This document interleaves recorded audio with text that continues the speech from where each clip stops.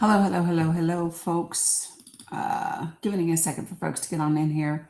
It's been a minute. Glad to see you all. I am home and finally, and ready to get down to business. We got a lot to talk about, and only what's up, Miss Natasha? Hey, get Grammy. What's up, Titus? We don't have that long until the midterms, y'all. We have 102 days. That is less time than Kamala Harris ran to be the president of the United States of America. So hopefully that is a little jarring for you. Good morning, Jen. What's up, Dax? Hey, Rob. Good morning, Endo Moon. Hello, folks. Good to see you guys. I'm glad you guys are rolling in. Thank you for liking and sharing. What's up, Jen the Vet? Penny GF. Good to see you, Conchita. They are crazy. Well, listen, your name actually says that you're a troll, so I'm probably not going to communicate with you unless you want to join the panel. Okay. Yeah, missed you guys too. Good morning, Tech Lady. What's up, Amy? Hey, Dairy Bad Bloggers. How are you? What's up, Sin? Blue Honey Pot. Good morning, Mel Gray. I'm glad to be live. We're about to lock in, as the youngsters would say. We're about to lock the fuck in. So yeah, she's okay, Big Daddy D. Waiting on the test results from her echo, and then we'll know more. Yeah, so we'll go from there. Yeah, Prince Harry, right? I don't know you, so how about no? Good morning, Lonnie. Me too, Katsmandu. Me too, very much so. I literally had to spend about 45 minutes this morning just getting myself right.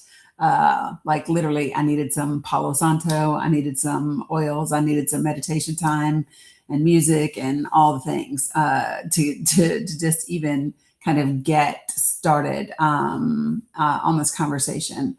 Um, yeah, 100%. Yeah, I needed a reset. What's up, Mo? That reminds me. Thank you, Mo. Just seeing you reminded me of what I need to put up here. Uh, and I know that we normally do Black as Fuck Fridays, but because I haven't been live, I need to just focus and do a regular live today, and we'll do the Pally panel at 1. How's that, folks? Okay, so listen, Dun Dun, I'm not sure why you're here. You know that you're not going to have a conversation with me, so you can stay in the queue if you want, but you're not coming to my panel. What's up, Neuro Mama? Thanks, Jen. Appreciate it. Thank you, Chris. Thank you, Sandy. Thank you for the rocket. What's up, Mo?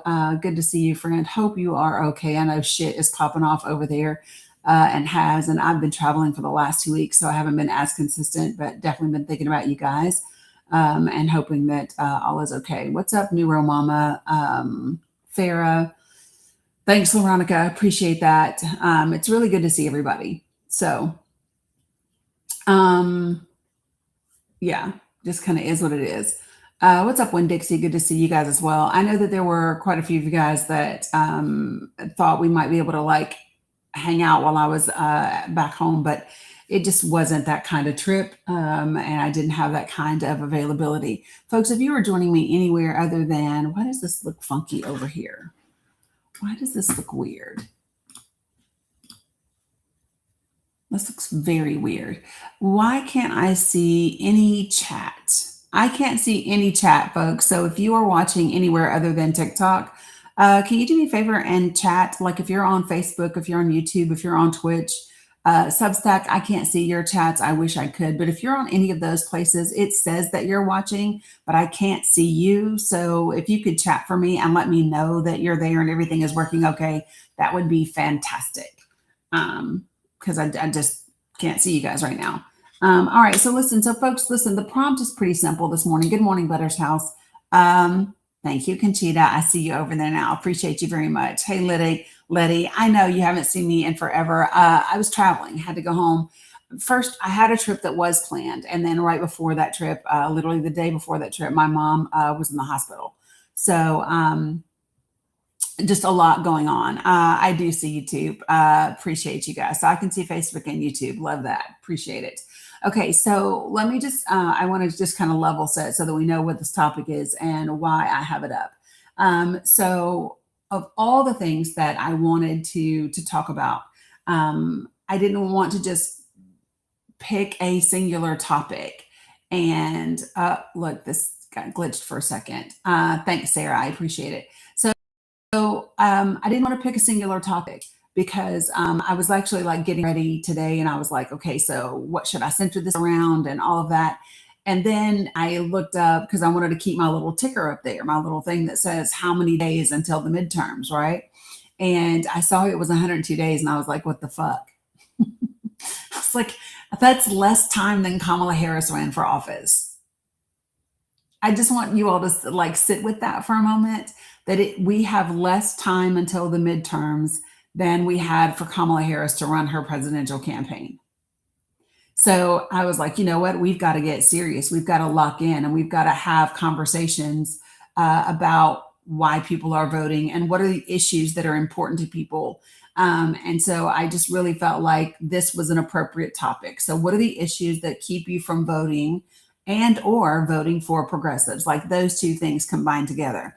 And so that's a very broad thing. So it might lead us to talk about, immigration. It might lead us to talk about LGBTQIA. It might lead us to talk about women's rights. It might lead us to talk about Gaza and Palestine. It might lead us to talk about a variety of different things. Oh, I love that, Better's House. Appreciate that. But my whole thing is whatever it leads us to, it's part of the conversation about why we are or are not voting in these midterms and why we are voting for the people that we are voting for. And I think those are the most important conversations that we could be having right now. And sure, we can talk about Nolan Wells. We could talk about the Trump administration's repeated failed attempts to get access to unredacted voter rolls because they lost another court case with regard to Kentucky. I believe it was yesterday or the day before. Like we could talk about all of those different things. We can talk about the war in Iran because I'm sure that's going to come up as part of it. But whatever the issues are, we have to have a conversation about what are the issues that are important to you as an American citizen and as a voter, and why they are causing you to vote or not vote the way that you are, right? We can talk about our feud. We can talk about, I really don't want to talk about explosive diarrhea, but we can talk about the changes to the CDC. We could talk about the changes in regulations. We could talk about, this administration's, what appears to be quid pro quos with the company that's, allegedly attached to explosive diarrhea. You know what I mean? So like we could talk about those things. You haven't had salad in weeks. Yeah, just saying. Good morning, Ada. And so like that's the deal. Those are the places where I'm focused. And I don't know what that's going to mean in terms of people's thank you, Candy Kiss. That's really cute. That reminds me of Lisa's parrot, Jonah. Like somebody, next time Lisa's live, somebody should pop up and gift that little parrot thing to Lisa. It would be appropriate, would it not, for Jonah? So yeah, just saying, Cam. Let me just also tell you what I find funny. So this literally says, the prompt says, what issues are keeping you from voting and or voting for progressives?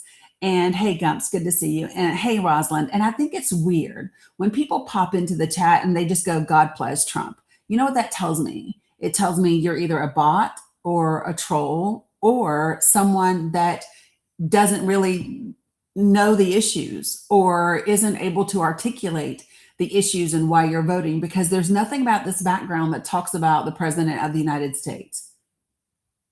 Nothing. And so it tells me you can't be sincere in the thing that you're typing or saying.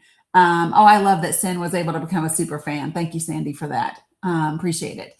So, listen, I don't care if you like Donald Trump or not. I don't care. What I do care about is why you support the actions of his administration, why you support his policies. Good to see you too, Bobby. All of those types of things. And if you want to have that conversation, I am down. I am down for that conversation all day long, day in and day out, so that we can get very focused and very specific. But if you're just here to do troll shit, I just don't care about it. It's like it's worse than being a middle schooler, and to be quite frank, it's very unpatriotic. It's unpatriotic and it's insulting to the country. as if you don't actually care about your neighbors and the health and well-being of people. And maybe you don't. Maybe that's legitimately who you are in this life. And if that's the case, that's also sad. And I would like to know how you got to be that type of person and why you choose to be that type of person. As if there aren't significant things that are happening in the world that we need to appreciate you, Miss Kel, for becoming a super fan. So why is that? Right. So I'm going to go over the guidelines in this space. Okay. In case you are new to me, which I don't see a whole lot of new people, but if you are new to me, welcome. So I only ask for 4 things in this space. Okay. Number 1, I ask that people be respectful. That's it. That's very, very simple. Number 2, don't use slurs of any kind. If you use slurs in my space, you will be muted and you will be booted from this space. I don't tolerate it. Number 3, don't spam the comments. In other words, don't say the same thing 5, 6, 7 times. It's not productive. It clogs up the chat. It's ridiculous, right? And then last but not least, don't type in all caps. And the reason is very simple. I have folks in this community that are vision impaired.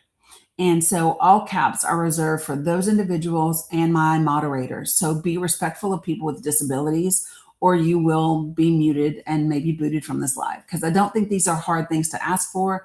I think that everybody that is here are supposed to be adults. And so you should be able to follow those 4 very simple things. Okay. Having said that, we're gonna dive in and we're gonna talk about some things today. So I appreciate everybody and for popping in. When I bring you to the panel, right? If you have requested up and I bring you to the panel, then I'm going to ask you to put yourself on mute until I get to you. Okay. And remember the guidelines in this space. It's not hard. All right. So hopefully we're gonna be just fine and we're gonna have a productive day.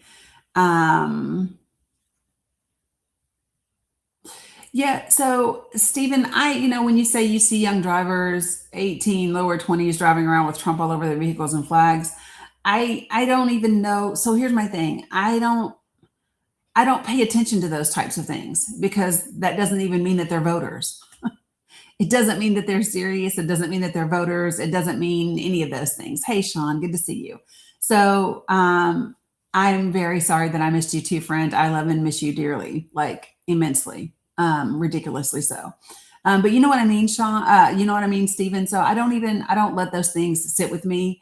I don't pay attention. They're not anything definitive, and correlation doesn't equal causation. So I just keep going. You know what I mean? All right. So folks, I'm going to go ahead and I'm going to open up the panel. Let me also do this on this side of the world. If you desire to join and you are on YouTube, can somebody grab the link that I'm throwing in right now on YouTube and post it also on Facebook and on Substack?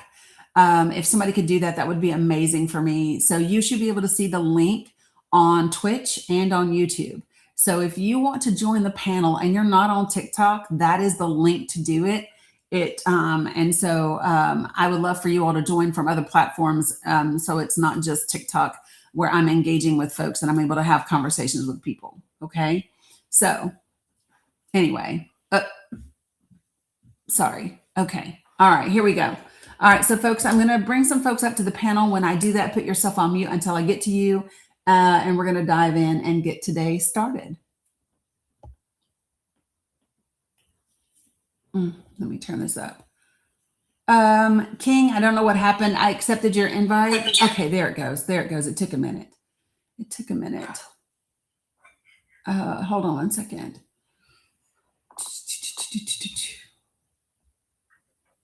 All right, King. Good morning. Age and how are you?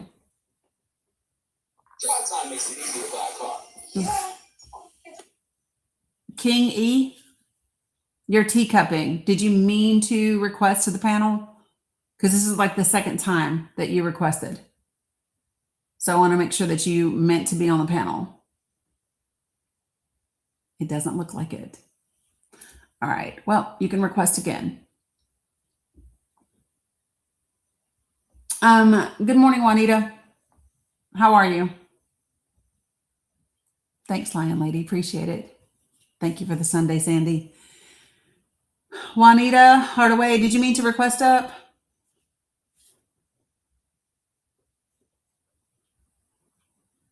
I'm guessing not as well. So I want to share something with you all. So where I'm from in Northeast Tennessee, there's somebody that's running for Congress by the name of Christy Burke, and she's running against Diana Harshbarger. And I want to share something with you that that happened on my social media today.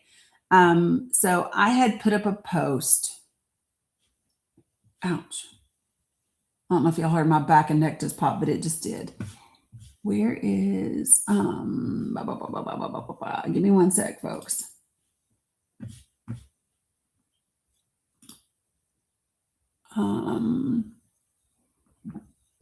Well, hell, maybe I meant to do it and I didn't. Give me one sec. I'm going to pull it up. So I put up a post today because the rigged system within capitalism, multi-billionaire greed, 39 trillion rising. Danny, I don't know. Are you answering the prompt with that?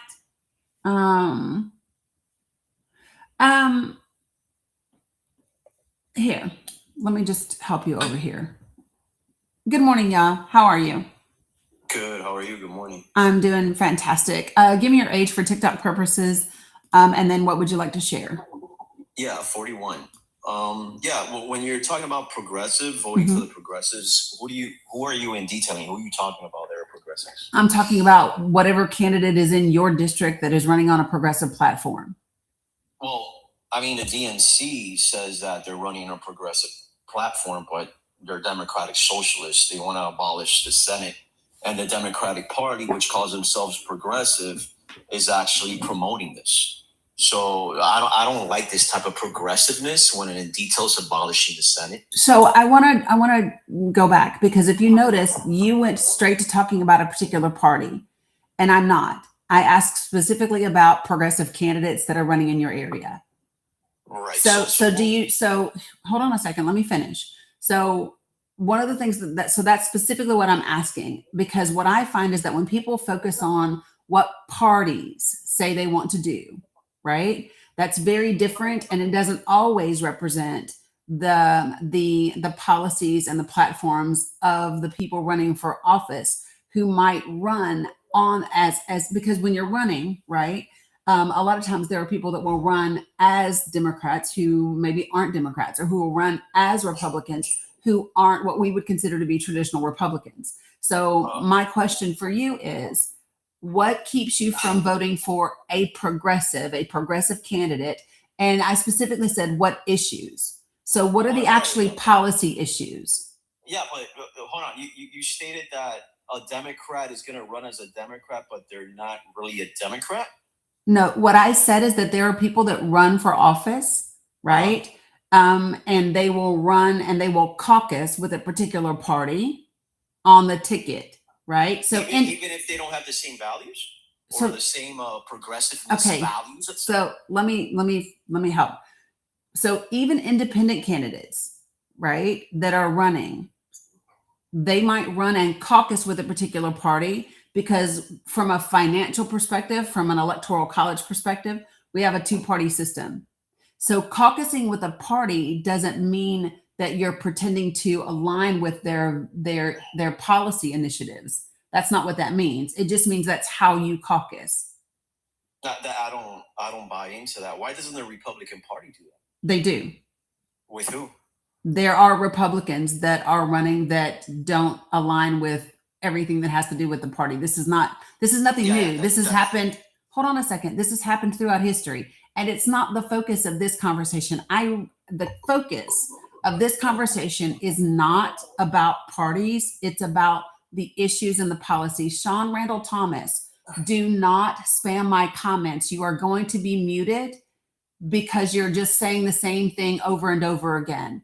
So do not spam my comments or you will be muted. So I'm trying to have a genuine conversation with you, right? So am I. Right. So let's have one, right? So you told me that the Democrats actually align with the DSA. No, I did not say that. Well, that's what they're doing. No, that doesn't. I didn't say anything remotely. I haven't said a word about Democrats. No, I never said you said that. I'm saying they usually align for their self-benefit for votes, correct? So no. So what are you saying? I don't get it. Okay, so I'm going to try it one more time. This is the question. The question is, what are the issues? What are the policies that are keeping you from voting and or voting for progressives? So that is the question. That is the prompt, right? So when I talk about issues, okay, policies, that would be healthcare, that would be education, that would be housing, that would be economic mobility, that would be immigration, that would be foreign policy, that would be Israel, that would be Iran, that would be all different types of things. Those are issues. So what I'm asking you is, what are the issues, okay, that are keeping you from voting at all and or for voting for progressives? Good morning, Valerie. So yeah, I mean, the definition of progressive nowadays is put on the Democratic Party and the DSA, right? But no, because there you go talking about parties. Well, I'm asking you about issues. Assuming I'm not voting for the progressives. No, I'm not assuming anything. It's a question. It's a question, so I haven't assumed anything. Okay, so perfect. I'm voting for the Progressive Party, which is the Republican Party. Okay, and so share with me, and again, you went back to parties. So my question, because I didn't ask you, so share with me, hold on a moment, please. Share with me a policy stance from the Republican Party that is progressive. Not abolishing the Senate. So that's not a policy.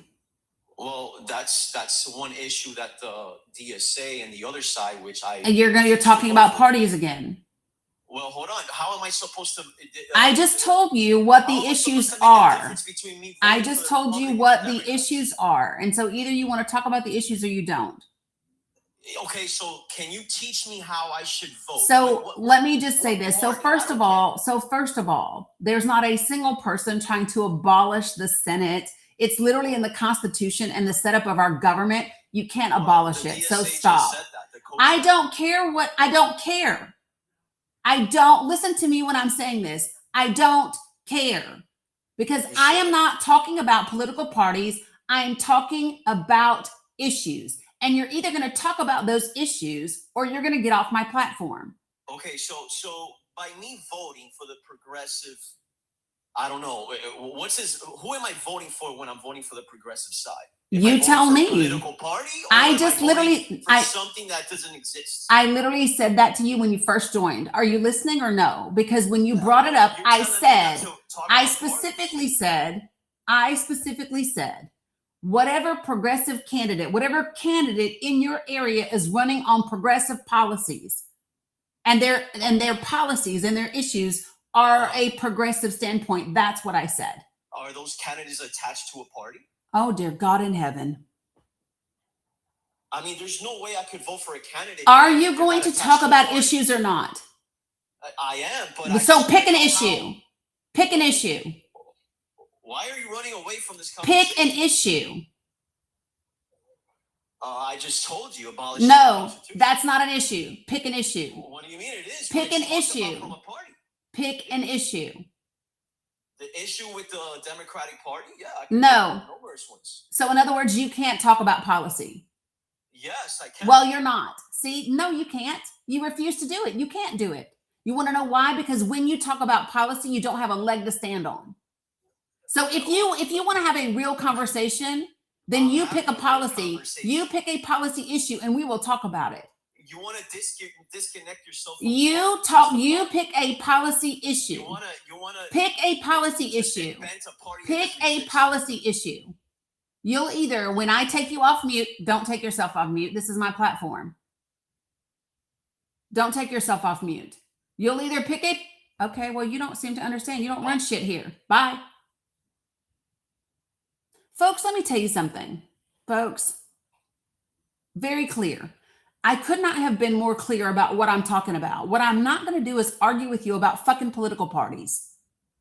I am not not arguing with you about political parties. I literally don't give a shit about Republican, Democrat, DSA, Independent, Green Party, Tea Party, Patriot Party, Working Families Party, like the fucking Barney Fife Party. I do not care about a party. I want you to talk to me about an issue. And if you cannot talk to me about an issue, I will not entertain you. There are 102 days until the midterms, and I don't have time for fuckery and bullshit.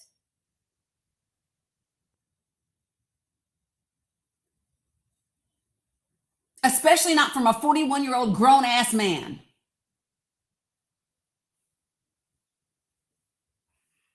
So now that everyone understands exactly what I'm doing in this space, you can decide right now if this is the space for you or not. And if it's not, feel free to go somewhere else. I'm cool with that.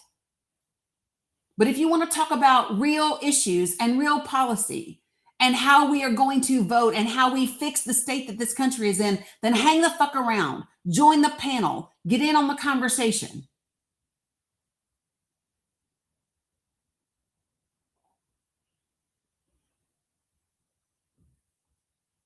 When I bring you to this panel, put yourself on mute until I get to you. And if I put you back on mute, don't take yourself off. Not your house.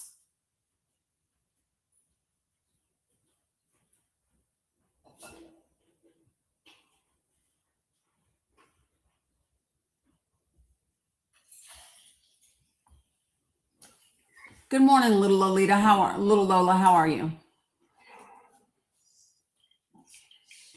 Little Lola, do you know that you joined? No, I did not. I'm sorry. That's I okay. didn't mean to.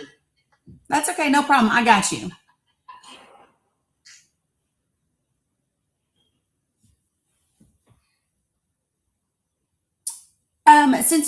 Do I believe Donald J. Trump and his family will pay for their crimes? I don't know. And honestly, I don't care right now. I know that's going to sound odd to people. I don't care. I'm not focused on Donald Trump. I'm not focused on his family. I'm literally focused on our midterms, our Congress, because that is the branch of government that is most critical in this moment and in this time. And until we focus on Congress, until we focus on getting our government and our country back on stable stable ground, none of that matters.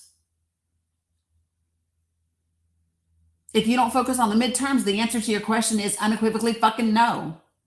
Let me just say this very simply. If you don't focus on the midterms and if you do not focus on getting progressives into Congress, the answer to your question about whether or not Donald Trump and his family will pay for their crimes, the answer is going to be no. You're focused on what you're going to put in the cart, and we don't even have a cart, and we don't have a horse to fucking pull the cart. We don't have any of that.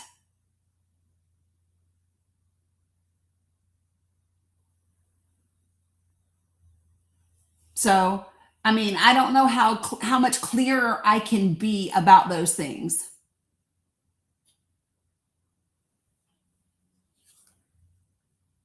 Thanks, Combs. Appreciate it. Good morning, Chris.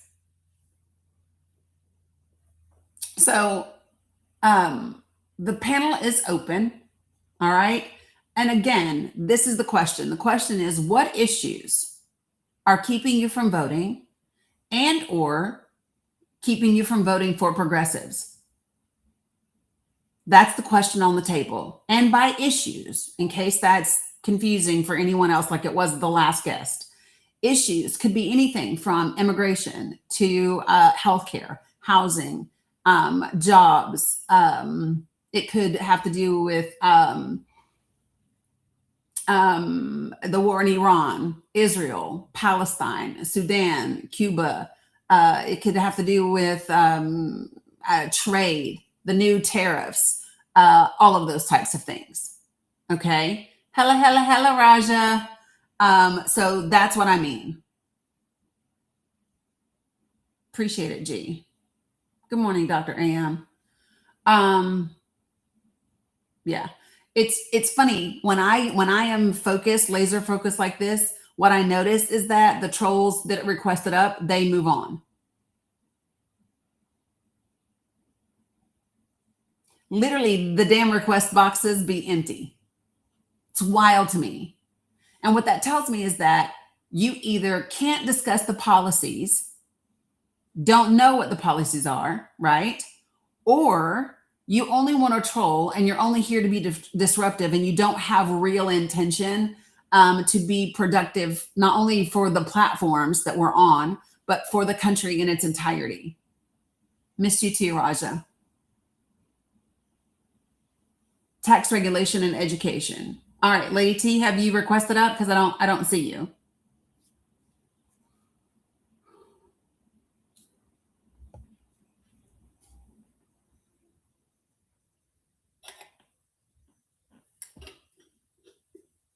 I mean, if those are the reasons that you're not voting or you're not voting for progressives, I'd love to talk about it.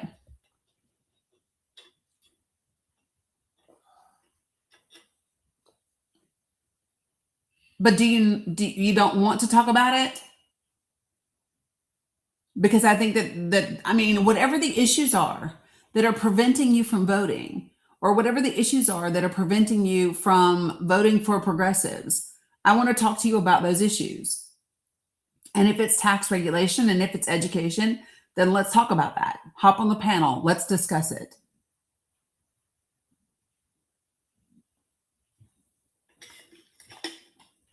Veronica, I want to do the housing bill tomorrow after I've had a chance to print it off and go through the entire thing. I saw your comment, sis.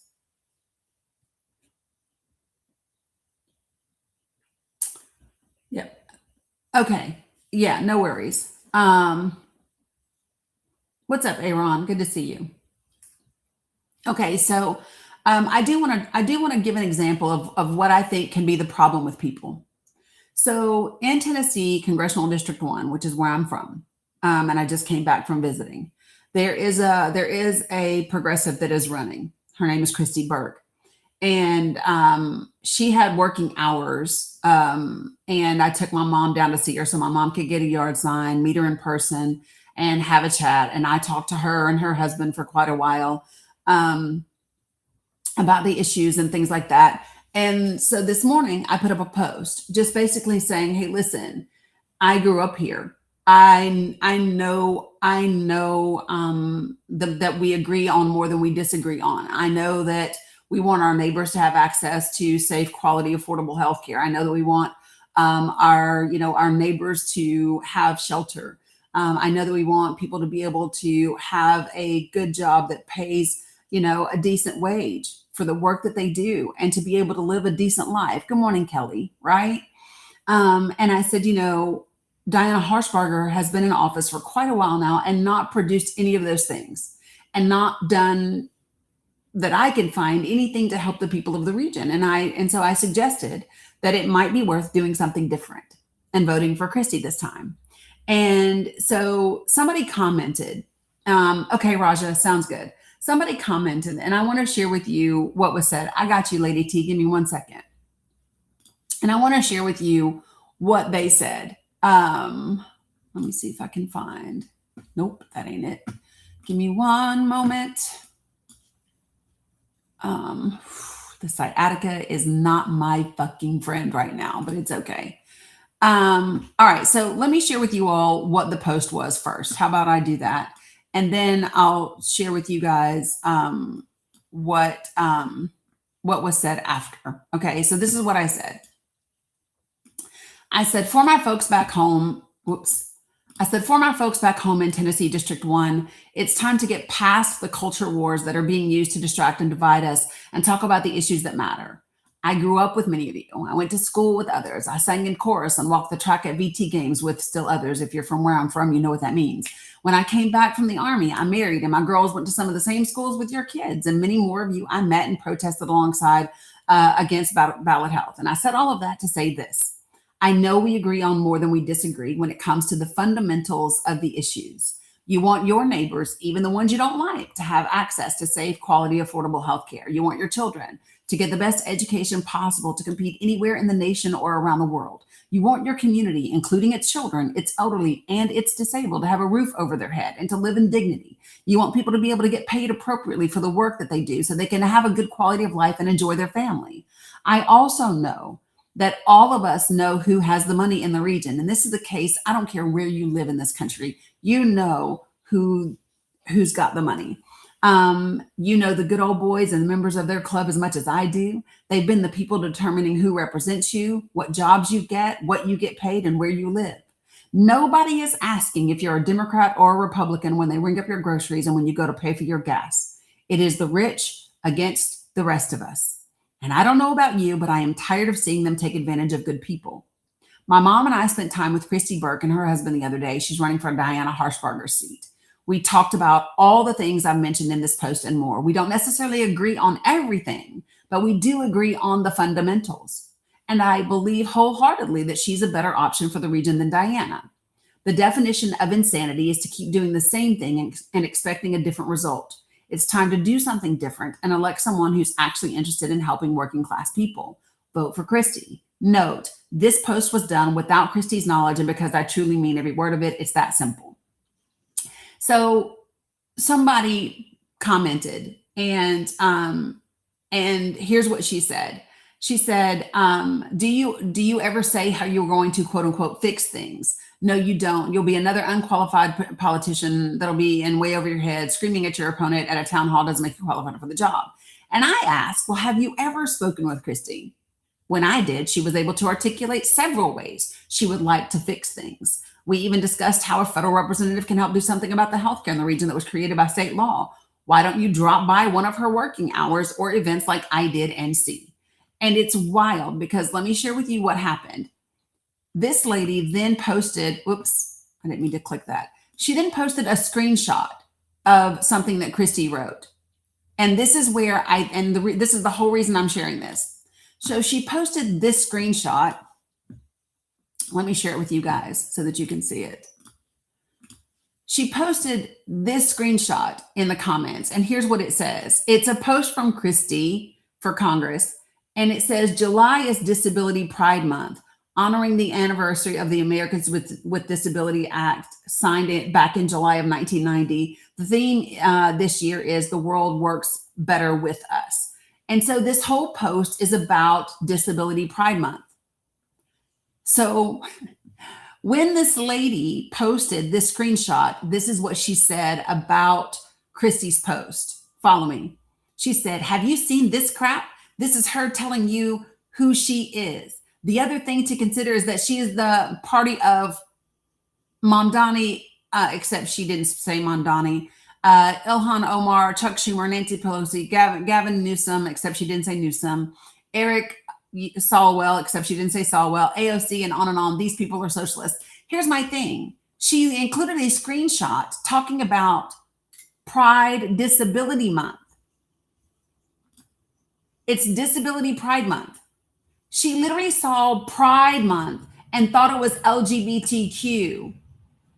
You didn't even fucking read that it was Disability Pride Month, honoring the anniversary of Americans with Disabilities Act. And the whole post is about federal officials dismantling the Supreme Court's Olmstead ruling, right? Saying that the states don't have an obligation to provide home care and community supports.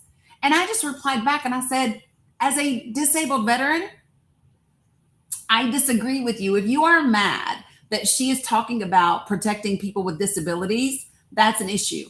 But this is what I think is the issue. I think people literally are being triggered by these culture war things, right? And not actually reading, not actually knowing what the ever-loving hell you're talking about. And that is part of the problem. Like, it's just absolutely wild to me. It's wild. And I think that that's the issue. All you saw was Pride Month and you didn't read that it was Disability Pride Month.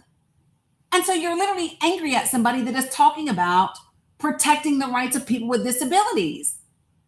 The fuck is wrong with you? Slow down. Stop making assumptions. Stop using labels to discount people.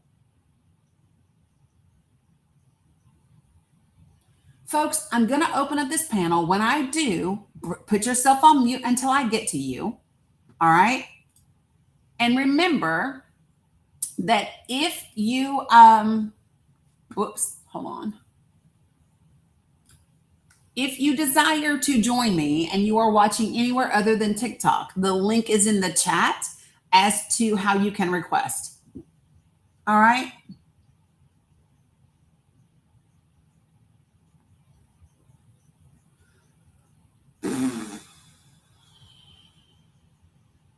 Rebel, where'd you go? It looked like you requested up and now, now I don't see you.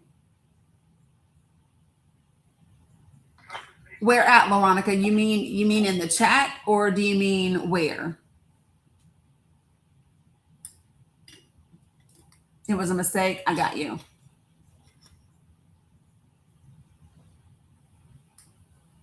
Yeah. Mount Elk, nobody is censoring your voice because of feelings. What were your feelings?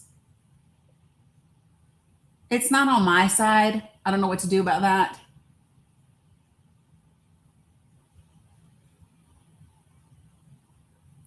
Lady T, it says you're trying to connect and then you timed out. Oh, and then the other guest went away as well. I don't know what happened. Is that the issue that is keeping you from voting and or keeping you from voting for progressives? That's the question.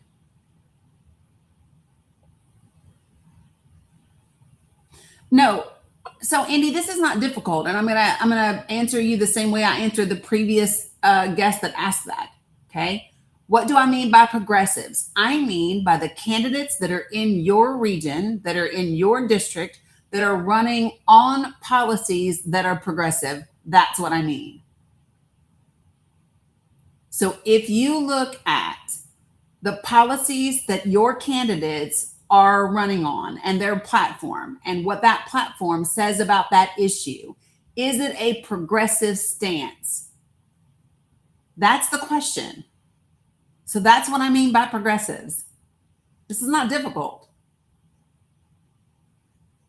Good morning, Sean. How are you? I'm good. I was in the comments, but what I requested to come up for is that story was hilarious. Was that the end of it? What did she say in response? I haven't read her response. I ended up going live.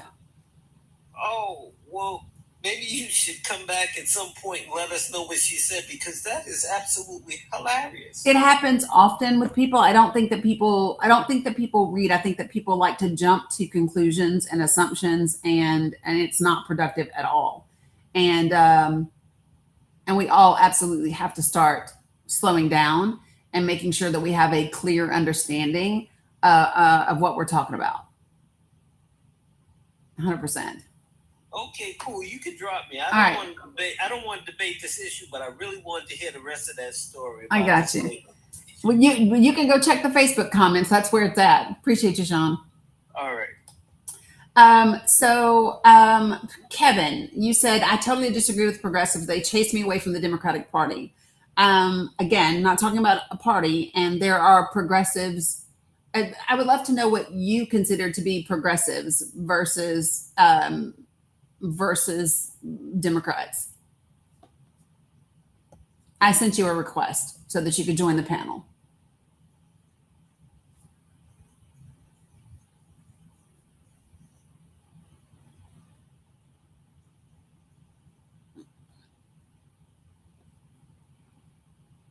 Maybe Big Bad.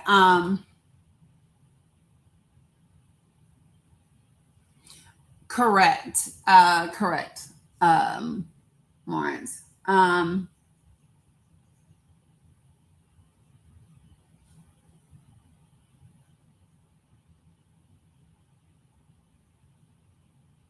Yeah, you're welcome, Andy. Well, I'm not sure what you mean when you say you couldn't go on the live. Here, I just sent you a request. All you have to do is hit accept. That's all you got to do.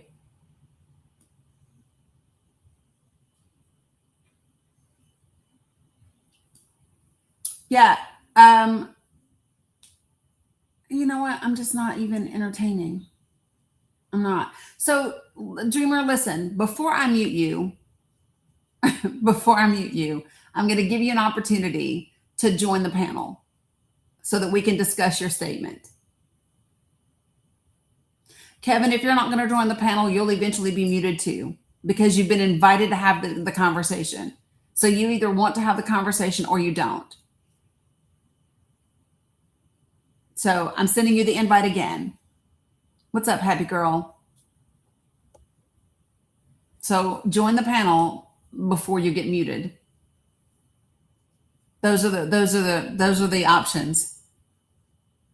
Because let me tell you what's not productive, okay? Is if you want to just sit in the comments and spout things that are one-liners and you don't want to actually engage in conversation about those things, it's just not helpful. Right? And so what I know is that some people just want to say a bunch of things and propaganda and all of those things, but they don't want to. They don't have a genuine desire to have a real conversation. Hey guys, can you all do me a favor and let me chat with the folks? Yeah, Kevin. Again, this is your last opportunity, friend. Join the panel, or you're about to be muted.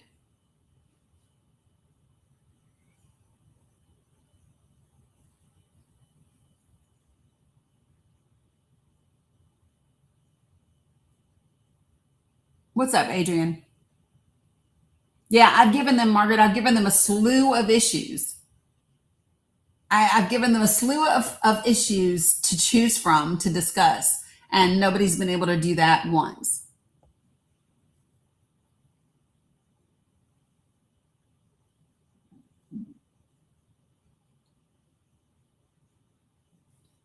Well, there you go. You're all done.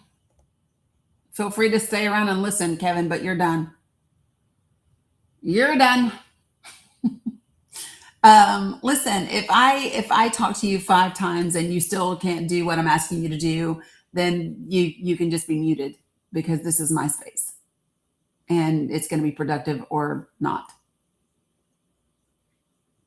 It's alarming to me how many cannot have a conversation that's outside of party language. It's wild to me how many cannot have a conversation without saying Democrat, Republican, socialist, communist, democratic, socialist. It's amazing to me because so far it's been none. There's been not a single person that opposes progressive candidates who can actually discuss a policy. It's wild.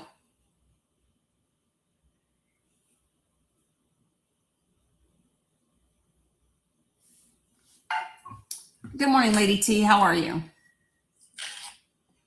Please cancel me. I'm sorry. No worries. I got you. Yeah, I mean, Scott, it's wild. Like, I literally have named a plethora of issues to choose from. And the only thing that's happening from the one guest that joined the panel and the others that are in the comments is socialist, communist, democratic socialist, Mamdani, AOC. What? Can you or can you not? Welcome, facts people. Appreciate Steve for sending you guys over, and appreciate you guys for joining and coming over. What's up, Irvette? Good to see you as well. So, folks, listen. Every issues are just issues, and to some degree, progressive, liberal, all of those things, people have their own interpretations. For me, progressive is the most basic way to describe what I'm talking about. When I talk about progressive, I talk about the issues, and I'm a progressive populist. So the way that I identify and the way that I lean towards issues are issues that move us forward, not backward. Okay. as a whole, looking out for all human beings, regardless of their race, ethnicity, gender, identity, sexual orientation, religion, lack thereof, age, ability, or disability. I go from a very unifying, humanity focused perspective. So when I look at policy, I'm looking at how that policy impacts all people. What's up, Leah? Good to see everybody. Appreciate you, facts people. Thanks, Steve. Okay. Yes, Coachy, we're going to have midterms. Yes. And for those of you who don't listen, I don't, so things that I don't do in this space, I don't do fear mongering. I don't do conspiracy. We do lots of facts here and lots of heartfelt, deep, what's up, Dano? Deep conversations about our stances. And so the question today, and the reason why this question is so wide open, is because we have 102 days until the midterms. That is less time than Kamala Harris had to run for office. So it's not a lot of fucking time. Therefore, we might want to get serious about having these conversations, because these are the things that truly matter when it comes time to getting into the voting booth. Right? And so the question that I'm asking, and what I would love to have people engage in conversation about, is what are the issues that are keeping you from voting and or keeping you from voting for progressives? That's the question that I'm asking. Okay? So when I bring you up on this panel, please put yourself on mute until I get to you. Okay? And then remember the 4 things that I ask for in this space. I ask that you be respectful, that you don't use slurs of any kind, because I will mute you and boot you out for slurs. Don't spam my comments and say the same thing 5 or 6, 7, 8 times. And don't type in all caps, because I have people in this community that are vision impaired. All caps are reserved for them and for my moderators. That's it. Got it? Okay. Perfect.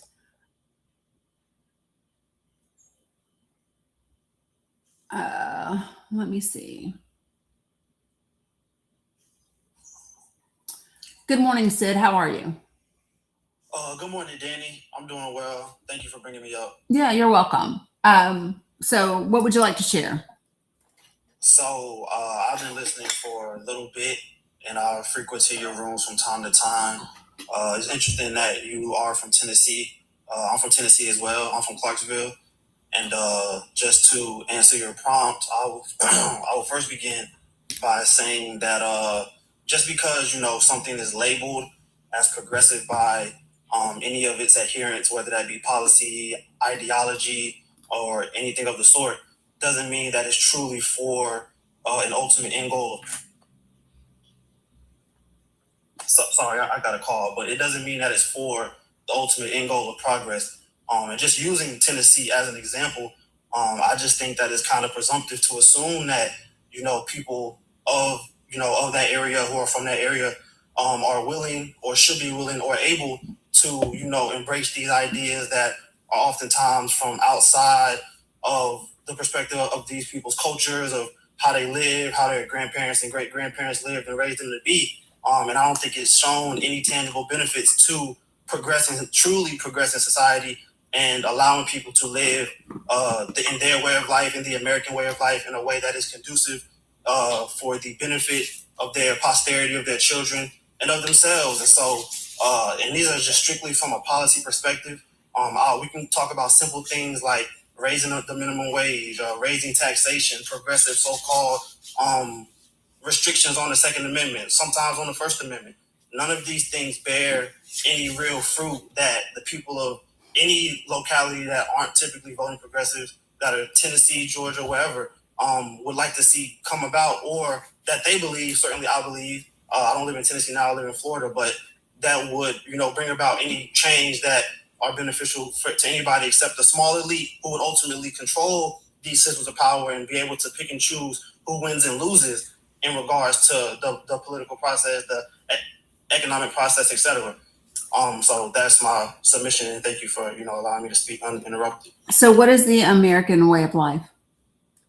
I mean, the American way of life is, it is one of self-help is one of, helping you and yours, your neighbors. Again, we can use Tennessee as an example. Tennessee was created by men like Daniel Boone with the promise of the frontier, of being able to, you can say, pull yourself up by your bootstraps and being able to live the way that you want to live, freely, unimpeded from government intervention, and again, in ways that you see fit, in a way that help your family and your community, and the things that progressives want. They kind of intrude upon all of that, and they fashion it in a way that's completely foreign to the American ideal. Okay, so hold on one second. So a couple of things. Okay, pull yourself up by your bootstraps. It has never been the American way. The country itself was not established by pulling itself up by its bootstraps.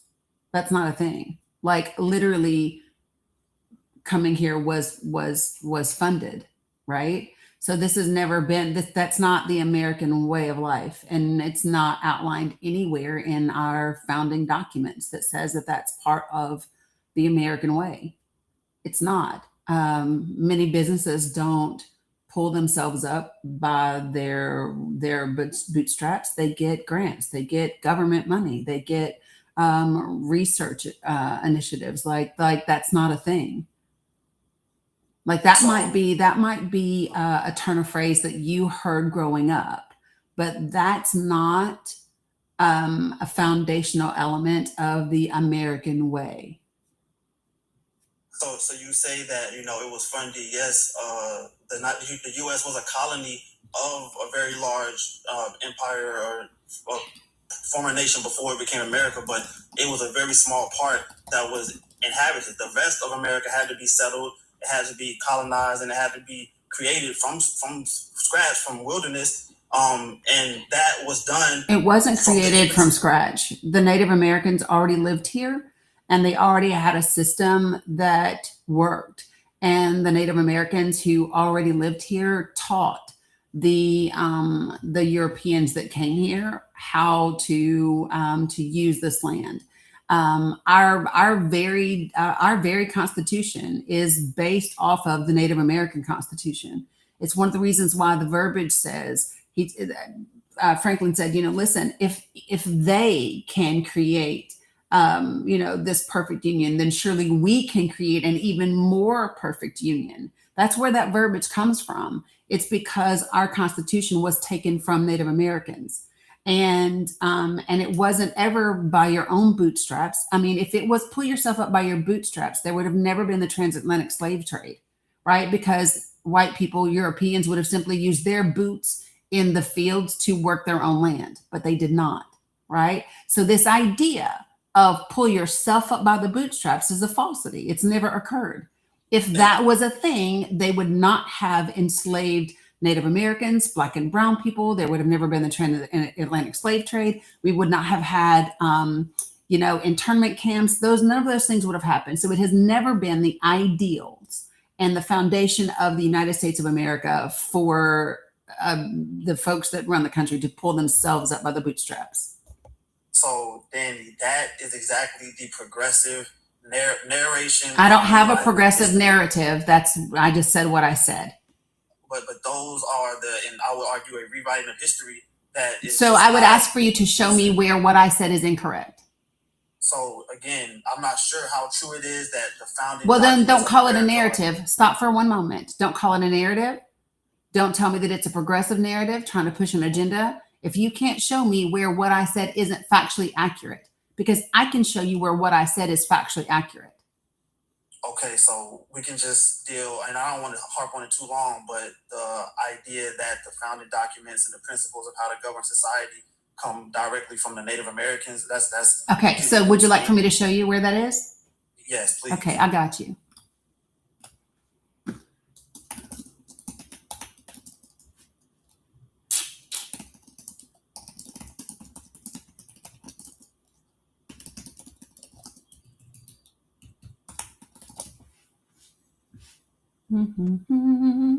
So the document is called, there's actually two of them.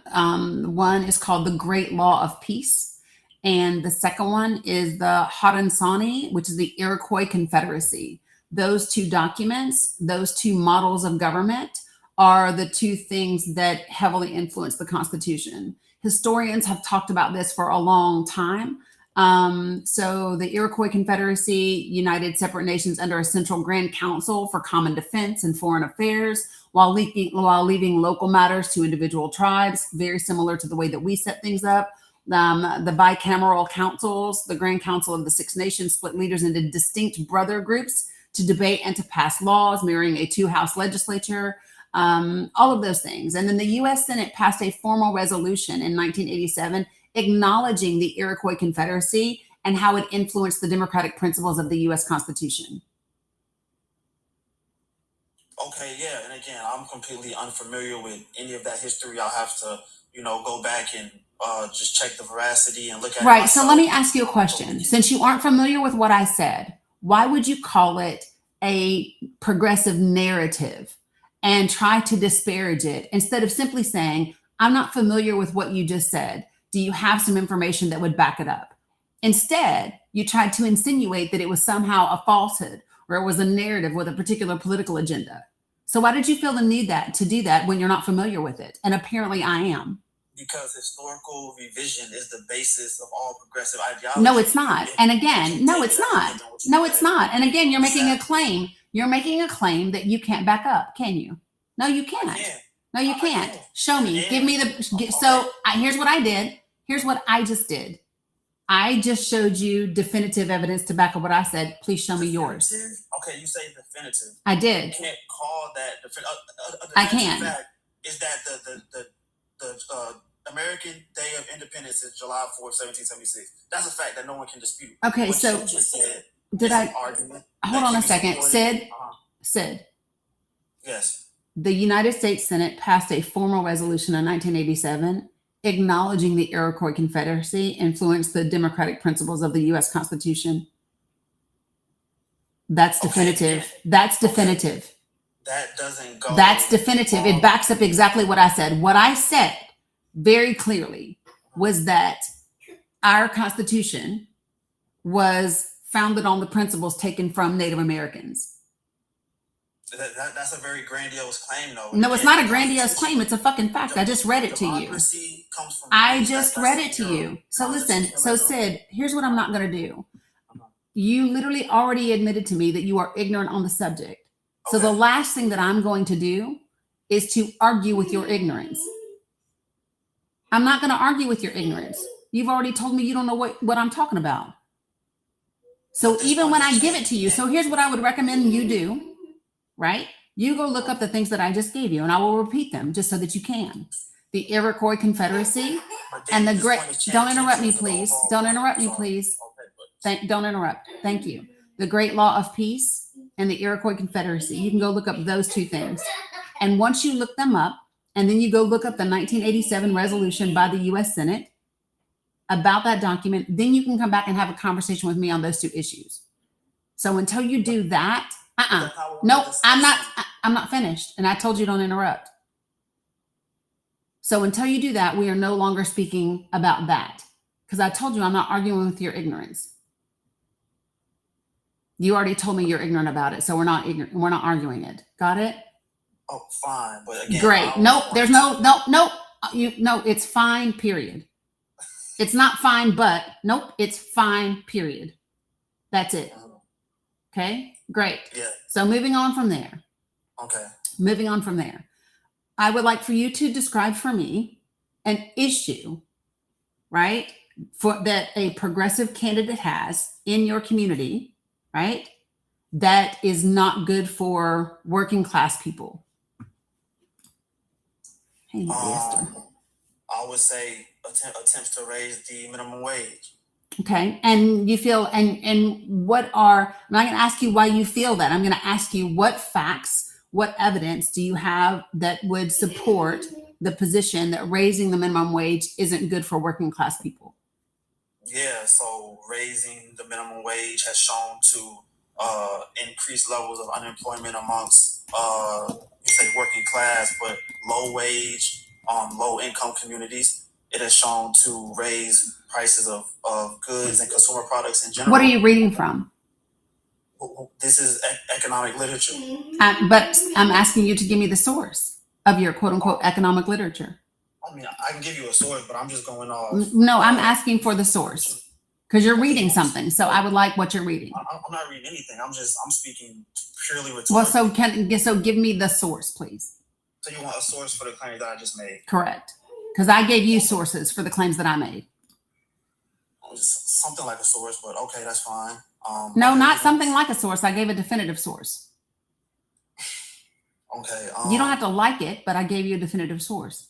And I even gave you how to go research it for yourself. So I'm going to ask you to do the same. That's fair. Yeah, I have to get that to you, but so can I make my claim before? No, because here's what I don't do. So let me tell you, yeah, I know it's difficult. I don't run this space like other people run their spaces, Sid. So what I don't do is let you regurgitate a bunch of things without being able to back it up. I don't let you spread a bunch of information without you being able to show that what you're saying is accurate.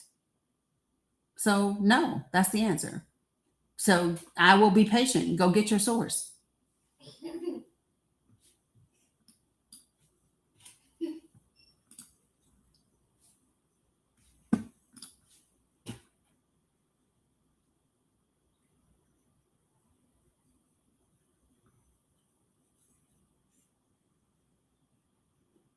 I mean, and again, I just wasn't automatically ready to, have all this literature available. It's there, but I did want to have just a conversation, kind of. So you just want to tell me about your feelings, but you don't want to actually talk about facts. Absolutely not. We can get to the facts. Okay. So, I'm asking for the facts. Prepare for that. But I mean, you will have to engage with the totality of my argument, though. I just feel like when I'm cut off at each point I make, that's kind of. No, it's not. I'm not cutting you off on each point. I'm asking you for a source for your point. Okay.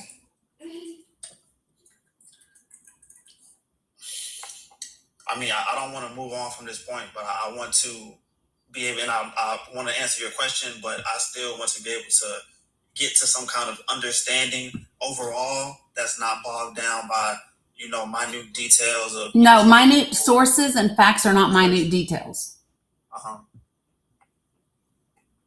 And I'm standing on what I'm saying, but I'm just saying, I just feel like it's. So I'm going to give you one. So this is from the Economic Policy Institute. This came out June 1st of this year. And it is a myths versus facts about the minimum wage. Okay. And so here are just a few things that I will give you. Does raising the minimum wage increase unemployment? In brief, no. High quality economic research finds increasing the minimum wage does not significantly impact employment. In detail, the 90% of high quality economic studies show that increasing the minimum wage boosts wages for low wage workers without meaningfully increasing unemployment. These studies use statistical tools and empirical methods to measure what happens to workers before and after a minimum wage increase, controlling for other factors that can impact employment. The consistency of these findings across time, place, and level of increase is powerful evidence that increasing the minimum wage creates a healthier low-wage labor market. An increase in the minimum wage raises the cost of labor for businesses by definition, but the economy can absorb these changes through channels of adjustment, including decreased turnover, modest price increases, lower profits, and the reallocation of workers to more productive firms. Even if a minimum wage increase leads businesses to adjust their staffing levels, what workers are likely to experience are decreases in hours worked or increased time between jobs, not categorical unemployment. Higher hourly earnings can more than offset these reductions, leaving many workers with greater total income, even if they are working fewer hours. That's point one. Point two, will raising the minimum wage cause inflation? In brief, no. Increasing the minimum wage does not mean meaningfully increase prices. In detail, economists do find that raising the minimum wage increases prices at affected businesses, but only very modestly.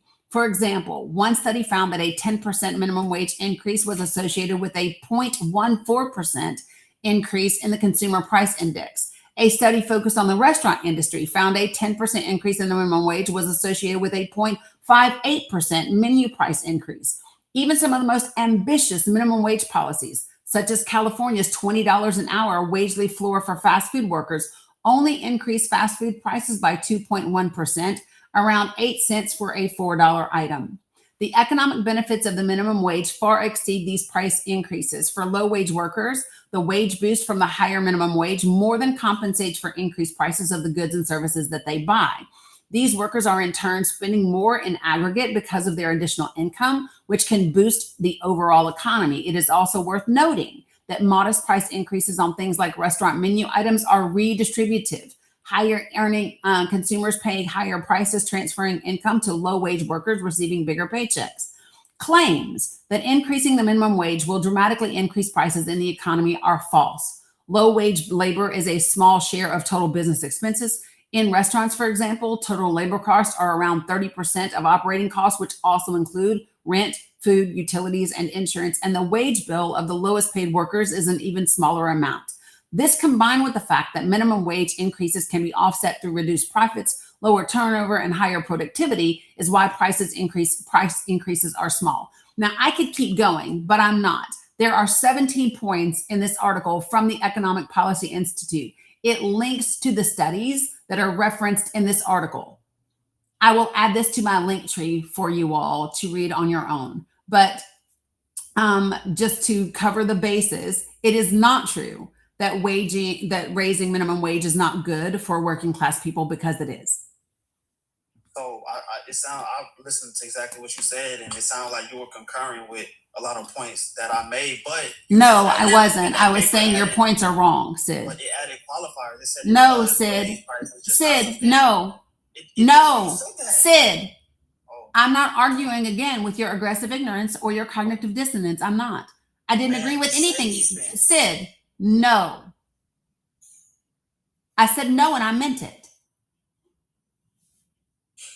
Do you have another issue or a policy that you would like to discuss? I absolutely do. Okay, and do you have, wait, before we do it, do you have a fact for your policy or issue? Absolutely. Do you have a source? What is your sis? I feel like it's irresponsible to read things and cite things that require, in my opinion, that are very dense, that require a thorough investigation to ensure that, you know, the methodology, the precise variables taken into account, all these things are, you know, true to the sense and are appropriate for the things that we're discussing. That's why I don't have any literature pulled up right now. Right. So you just prefer to cite shit with no resources whatsoever. I hear you. I love the way that you like to do that, but that's not what I do here. No, that's not what I'm saying. Yeah, that is what you're saying. Exactly. And so that's not what I do. So the question that I ask you, and I'm going to ask you one more time, what is the issue or policy that you would like to discuss next? And do you have a source for it? So I stand by all the points that I made. I didn't ask that. I appreciate at least your willingness to engage with the points, because most people don't do that. I feel like we eventually would get bogged down, especially right now, by just kind of things that nitpick.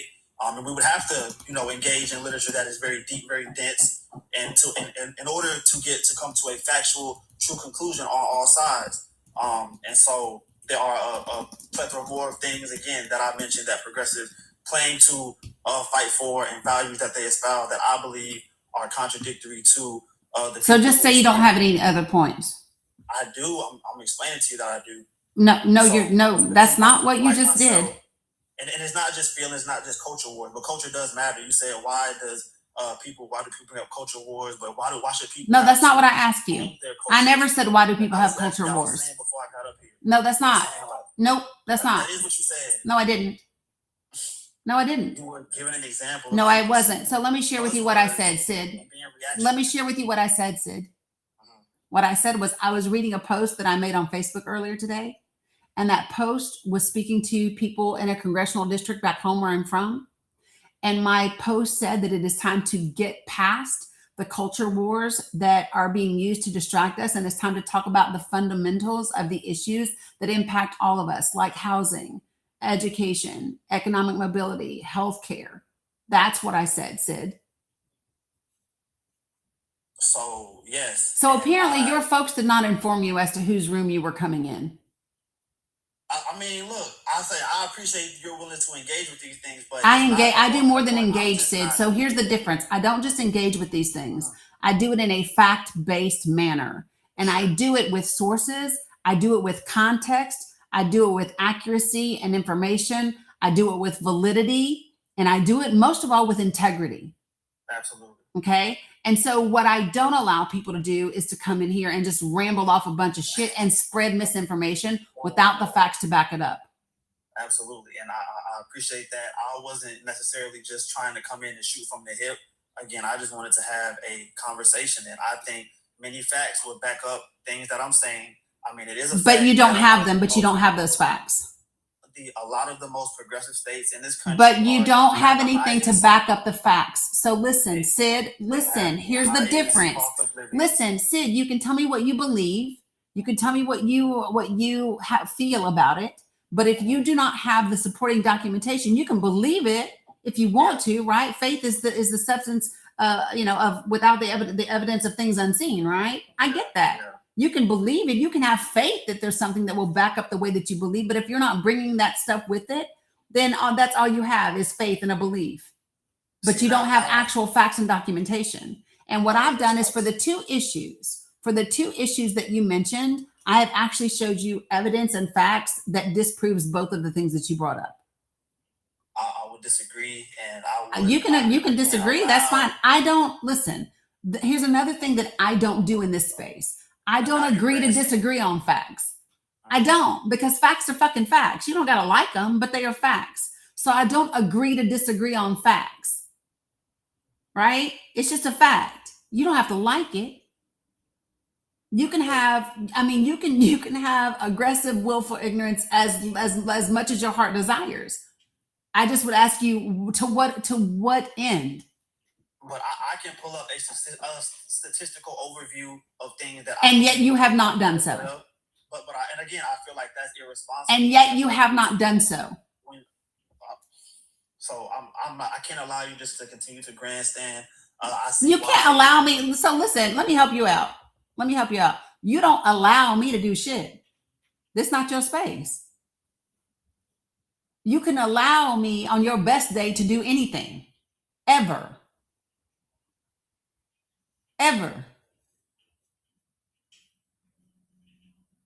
So the point is that. No, the point is, first, I want to make sure that you understand that. Don't speak to me in that manner. You don't allow me to do anything. I wasn't speaking literally. No, but it's what you said. So what's your verbiage? Okay, again. Yeah, you don't speak to me that way. Okay, for sure. I understand. Apologies. Great. So again, my point is that conservatives are the salt of the earth. Literally. I don't care what you. No, Sid. I don't care. I didn't ask you for your opinion about conservatives. I didn't ask you your opinion about conservatives. I'm answering the. I don't. No, you're not.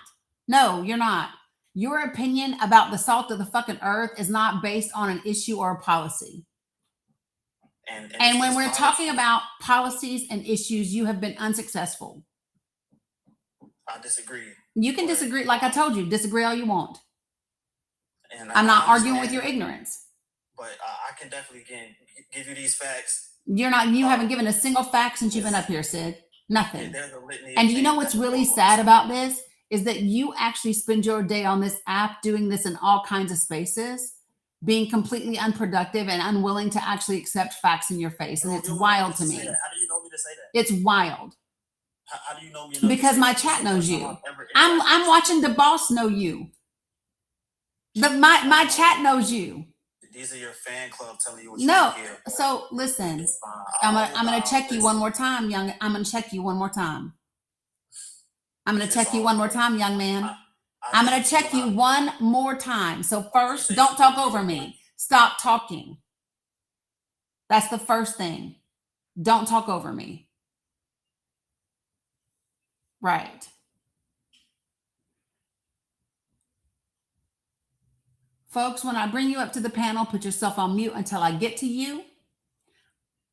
Let me just be very clear about what happens in this space. If you make a claim, I'm going to ask you to back it up. I'm going to ask you for facts and evidence. I'm going to ask you for research. Listen, you can have an opinion. I'm fine with that. I'm just not arguing with your opinion. And I'm damn sure not arguing with willful ignorance. I'm not.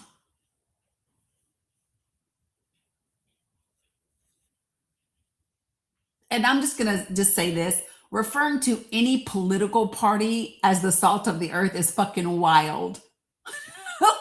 Like, it just makes me think, ugh, like, yeah, crazy work. All right, so when I bring you up, put yourself on mute until I get to you. When I get to you, we will have a respectful conversation. Folks, remember, be respectful. Do not use slurs. Don't spam my comments and don't type in all caps. All caps are reserved for my folks that have vision disabilities and my folks that are moderators. Okay? 4 very simple things.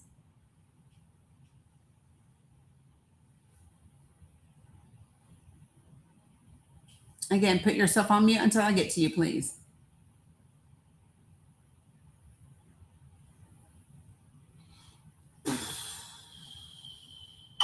That's everybody that I have so far. Good morning, Jody. How are you? Jody, do you know that you requested up? Nope, apparently not.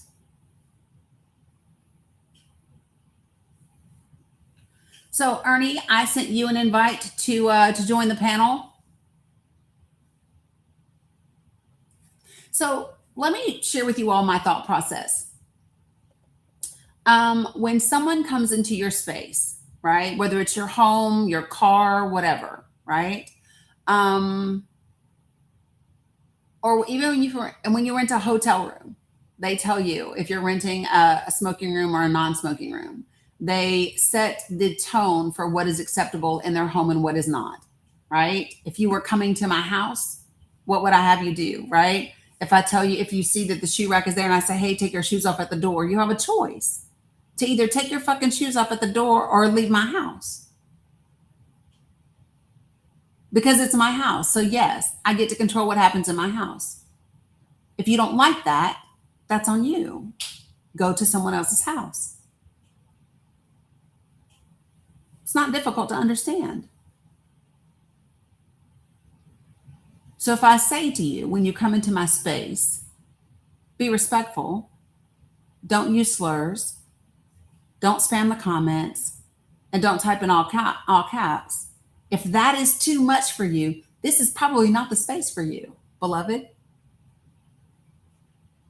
This is probably not, like, if those things are overwhelming to you, if those things seem outrageous, if those things seem restrictive or invasive to you, then this is probably not the space for you, and that is okay. Please go somewhere else.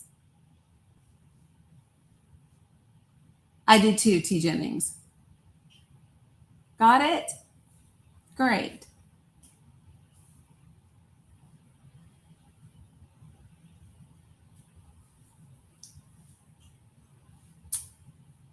I already told you, Ernie, because I have folks that have vision impairment, they have vision disabilities, and all caps are reserved for those people with those disabilities and my moderators. So stop doing it. And that'll be the last time that I ask you. Timbo, you have a lot of noise in the background. Did you know that you requested up? Yes. Okay. It's a lot of like noise back then.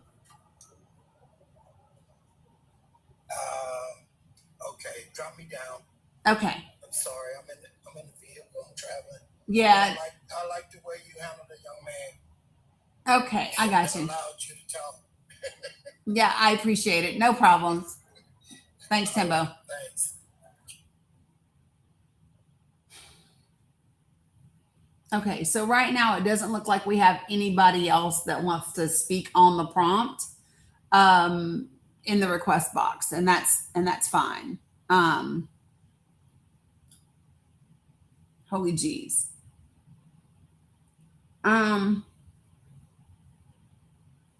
If I could get some Danikins just to request to level out and boost the live, that would be great. We're heavily pally leaning in the requests.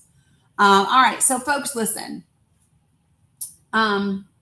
Appreciate it, Butters. Appreciate you.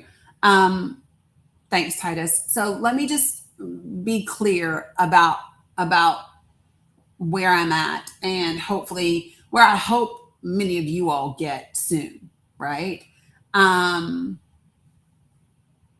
So, Sensei, if you would like to join the panel, that's what I would recommend you do. Because, like your statement right now, too many baby boomers are in politics still. Number one, it's ageist, right?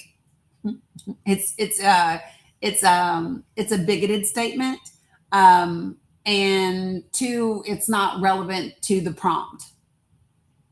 So it makes it seem like you're not here in good faith. Just throwing that out there. Okay.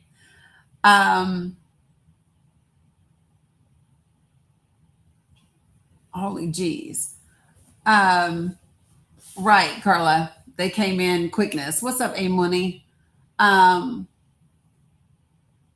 right, so folks, if there is anybody that has requested up for the prompt, yeah, same, A Money, and you want to discuss things, then come to the panel. Since this is not difficult, come to the panel. It's not difficult. I already told you that already.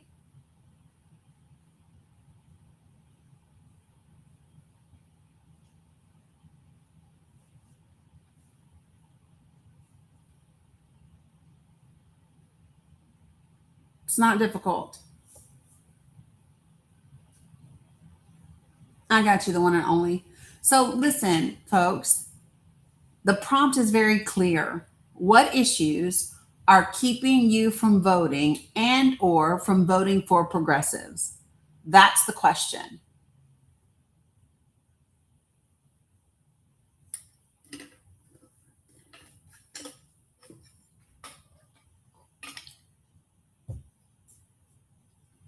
%, Cat Whisperer. Agreed. If you requested and you meant to request to come up rather than requesting to balance out the request, please let me know. Yeah, girl, I don't know. I put it up there at the very beginning of the live. So I don't know. I don't know either. That's why I had to ask the Danikins to request to try to level it out, because it was a lot. So if you have requested to actually discuss the prompt, then please put a heart of some kind in the chat. If you requested to actually get onto the panel, put a heart in the chat. What's up, Bert? Good to see you.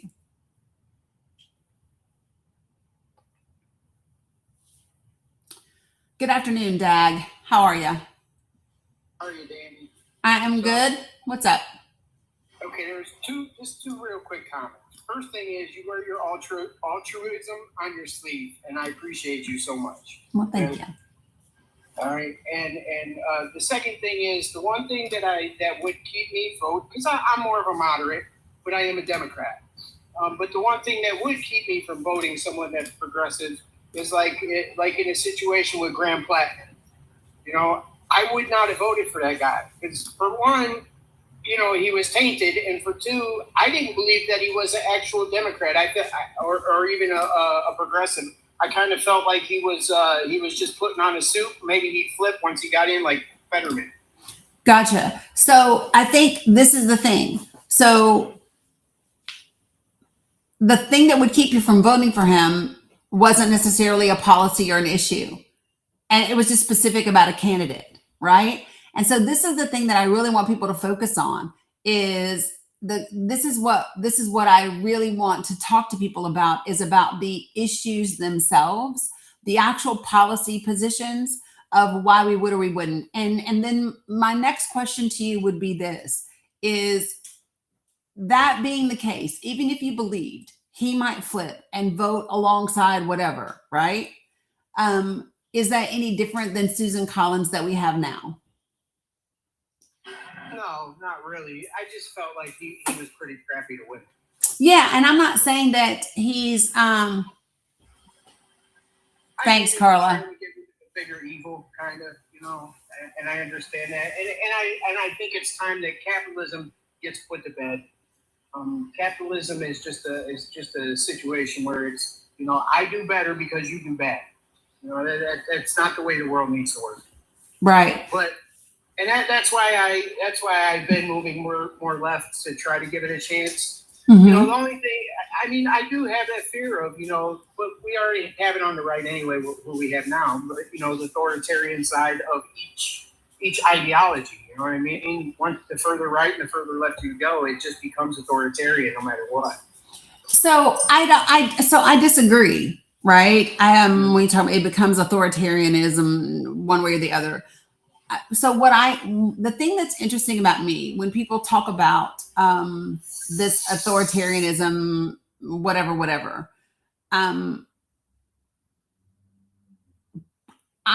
struggle to find how that would exist with a largely progressive body in Congress and or alongside a progressive administration.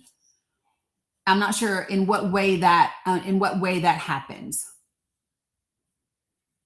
Can you share with me how from a progressive standpoint you see authoritarianism being an issue? So like how they got rid of you know, where they gave the president the power over all the heads of the you know, the Department of Education and the Fed. Well, he didn't get the Fed. That's the one thing he got let go. But all of our institutions, he's allowed to fire them, and I feel like those have to stay independent, you know, and we need regulators that are going to actually do their jobs in those situations. Who gave the? What do you? That's what makes it fall apart. When you say, but who gave him authority over them? Who did? What do you? The Supreme Court. The Supreme Court. Right, but so that's not a progressive issue, and the progressive didn't. A future president could use that in a way that would be negative, whether they were on the right or left. But share with me a time. But share with me, historically speaking, in the United States of America, share with me a time when a progressive president or administration has taken action and developed policies in a way that was authoritarian in nature, fascist, or limiting in that way. I don't believe we have until now. I mean, as far as the history that I know. Right. I don't believe we have had. So basically what you're talking about is a what if that we don't have anything that is even an indicator that would be a thing. You're just saying a what if based on a potential possibility that's there. Well, no, right, and I'm basing it on other countries that have had moved to the left and then ended up authoritarian, like Venezuela and stuff like that.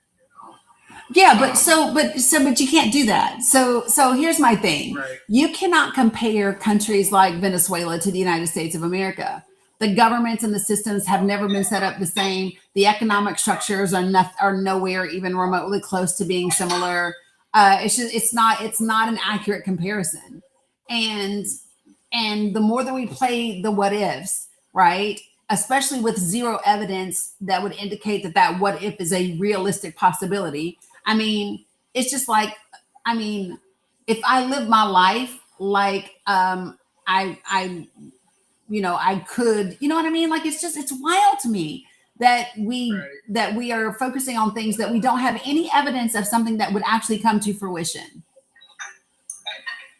We don't have that.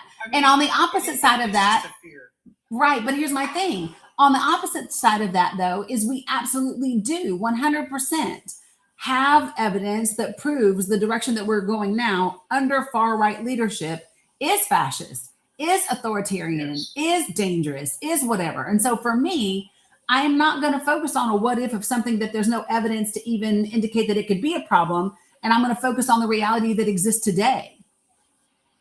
You're right.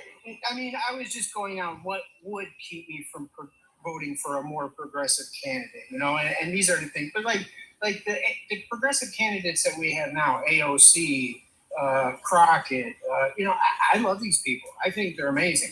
Right. So it's not, you know, it's not that, you know, I'm just trying to give you an idea of where our thought process would be if that were presented. You know, I'm going to look at character. I'm going to look at, you know, do I think that this person is going to be who they are in front of me, or are they going to flip? You know, and these are the things I work through when I'm voting for people.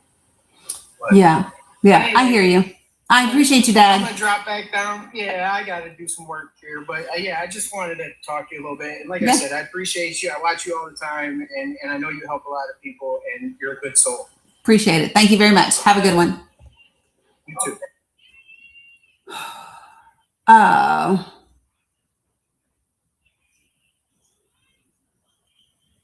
Yeah. So, folks, let me reiterate for just a second.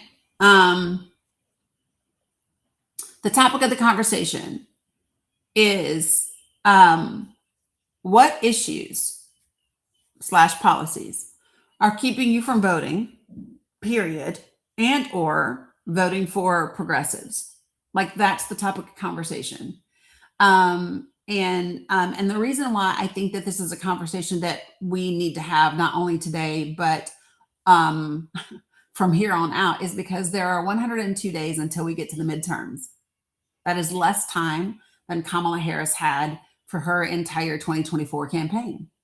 And so having these debate me bro type situations where we're not talking about the root issues and the fundamentals that impact society, I don't believe are in our best interests. Right. And the thing that is wild to me is I have yet to see a single person have a valid issue or policy that that would actually cause harm and is a reason not to vote for progressives. I haven't seen it yet. So if you feel like you can provide that and you want to have that discussion, please request to join. If you are watching anywhere other than TikTok, you can, the link to join is in the chat, right? And so I would love for you to do that. I only ask that we have a respectful conversation, that you don't use slurs of any kind. Don't spam my damn comments, and don't type in all caps, because I've got folks with visual disabilities, and I require this to be a safe space for people with disabilities. If you can't do that, this is probably not the space for you. Okay, so let me just check real quick. Since nobody else is requesting, I want to share a clip that I have. So how many of you all know who Monty Fritz is?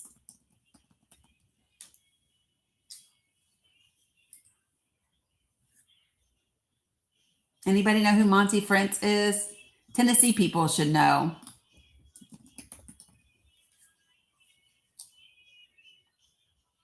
He is running for governor in 2026 in the state of Tennessee.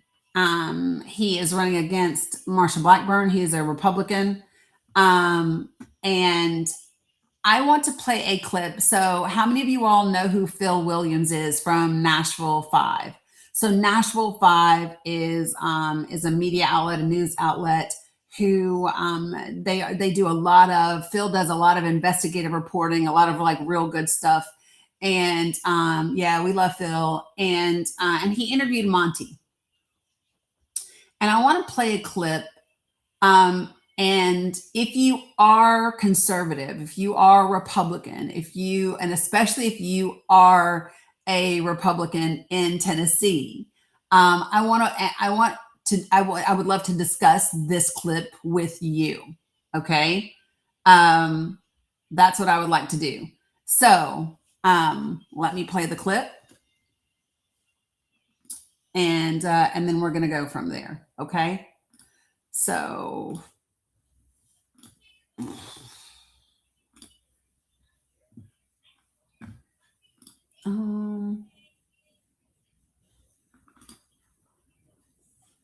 where is it? Sorry, folks. Give me a moment.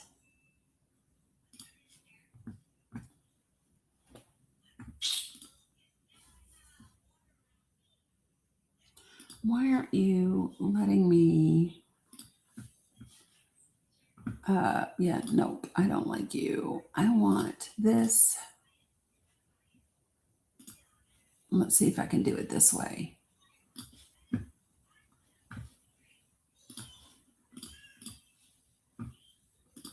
Ha. There we go. All right. Okay, are you guys ready? Hambone Mike, please don't type in all caps. Okay. All right, folks, you guys ready?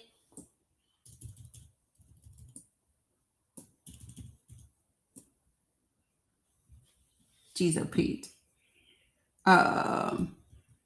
Okay, cool. All right, here we go.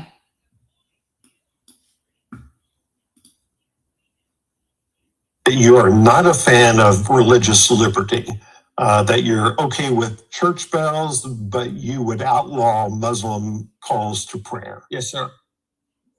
Would you outlaw the practice of Islam in general? Would you outlaw building a mosque? I would like to. And here's why. And I know that's going to shock some people to hear that. I just want to recap what was just said. They're interviewing Monty Fritz. He is running, he's a Republican in Tennessee. He's already a Tennessee representative. He's running for governor. He's a Republican, and he is not a fan of religious liberty. He has said, listen, I'm going to start from the beginning. So listen to the question. You are not a fan of religious liberty, that you're okay with church bells, but you would outlaw Muslim calls to prayer. Yes, sir. Would you outlaw the practice of Islam in general? Would you outlaw building a mosque? I would like to. And here's why. And I know that's going to shock some people to hear that. Smiling. Islam is not a religion. Islam's a political movement. And Islam is something we've allowed an Islamization in America that we're going to pay for if we're not careful. I know that's going to shock some of your listeners to hear that. And I don't offer it for shock, but it is not a movement of seeking God in what many of us have viewed in other lands and have seen it. And just by the writings, it is not that. I don't want to see the state of Tennessee, and I'm not picking on just Islam. I would offer that for Buddhism or Hinduism or many of these other pagan religions. He just called them all pagan religions. He called Islam, Hinduism, Buddhism. He called all of those religions pagan religions. Now, I think it's important for me to say, so that we're very clear, Islam is an Abrahamic religion. Islam recognizes Jesus Christ. Islam is based on the lineage of Abraham. It is an Abrahamic religion. It is not a pagan religion. So the fact that Monty is using that verbiage tells me that he's probably as ignorant as he sounds. But here we go. Here's the rest. To see them not exist in the United States of America. I would like to see that everyone would refer to Christ as King. That would be my goal. His goal would be to see that everyone refer to Christ as King. You would use the law to eliminate religions that don't do that? I think the first thing that we Christians have to do is be salt and light. I think that once the lost man hears the truth of the gospel of Jesus Christ, it brings them to a decision point. They either repent and become saved, or they choose to live in lostness. And often, I think the reason that we have those things in our Constitution that talks about, someone who denies the existence of God or a final state of things, perhaps they're not mentally conditioned to be able to understand how to lead and serve the people. So I think that certainly applies. So you would use the law to outlaw religions that don't say Christ is King? I think that all Christians should have that as an end goal. Again, back to what I answered should have first. That as an end goal. I'm not going to force anybody to bow the knee to Christ. That's going to come one day after all. I think we should establish conditions that allow for that. I think that if we allow a political movement to come in whose end goal is not your good, but it is to oppress and overtake this what was founded as a Christian nation, I think that Except we were not founded as a Christian nation. that my children and grandchildren and your children and grandchildren will suffer for it, and I'm going to take a different view on that. And I will tell you, I know people who are Muslim, and Me too. I have friends they who are would- Muslim. absolutely. He said, I have friends who are Muslim. No, the fuck you don't, Monty Fritz. You do not have friends that are Muslim. I don't care what you say. No, you don't. Because if you did, you would not be speaking in the way that you are speaking now. That's the same thing as saying, I have friends that are black. No, you don't. That's the same thing as saying, I have friends that are gay. No, you don't. No, you don't. Not when you have those hateful, bigoted views. No, the fuck you don't. And you don't get to tokenize them. But anyway, here we go. Reject any notion that Islam is not a religion. I have friends that are cultural Muslim, and have friends Cultural overseas Muslim. that are cultural What does that mean to be a cultural Muslim? Muslim, who I'd love to see again. But I think the movement itself is not a religion. So by your logic, if you would outlaw building mosques and outlaw Muslim call to prayer, outlaw Buddhism, you would also outlaw Judaism, wouldn't you? No, I wouldn't. So what's the difference? They do not say Christ is king. Some do. Some do. There are lots of Messianic Jews. I'm not talking about Messianic Jews. I'm talking about people who practice Judaism.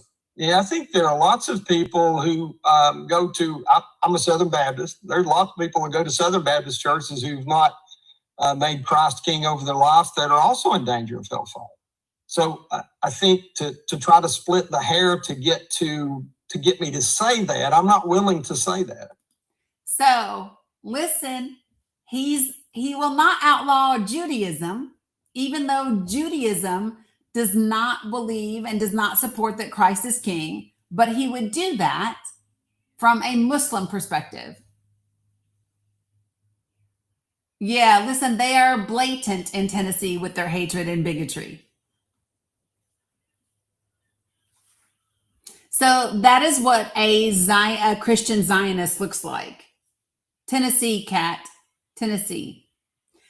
So let me say that again. That is what a Christian Zionist looks like.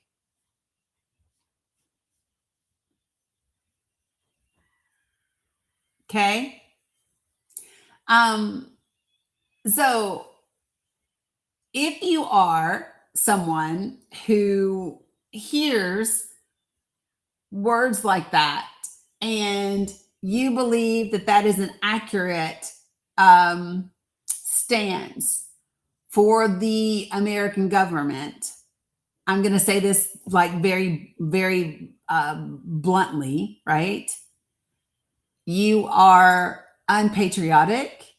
You are treasonous to the country because you are literally going against the Constitution. And that is a member of government who took an oath to the Constitution. In my mind, that interview alone is justification to impeach and remove him from office. I want to say that again. Hey, Hussein, okay? When members of government, people that took an oath to the Constitution, stand up and they so boldly and they so proudly speak against the actual laws of the Constitution, okay? You should be impeached and removed from office.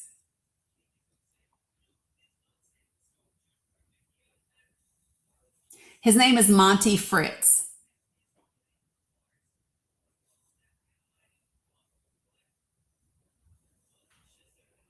Not only is he a Christian nationalist, but he's a Christian Zionist.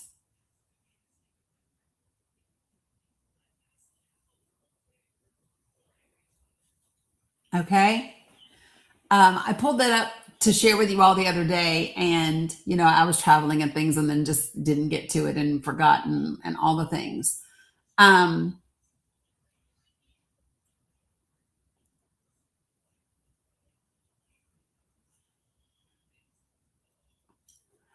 No, Angel, we haven't been watching that.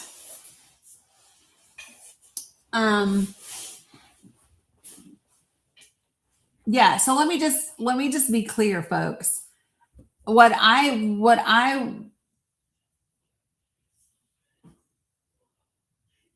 Zionism is a political ideology.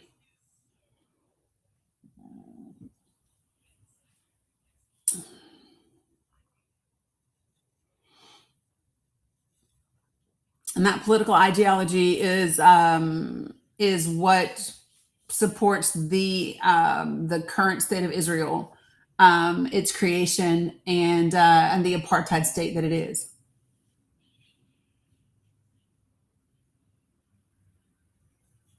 Yeah. So I've said this, and I'm gonna keep saying this.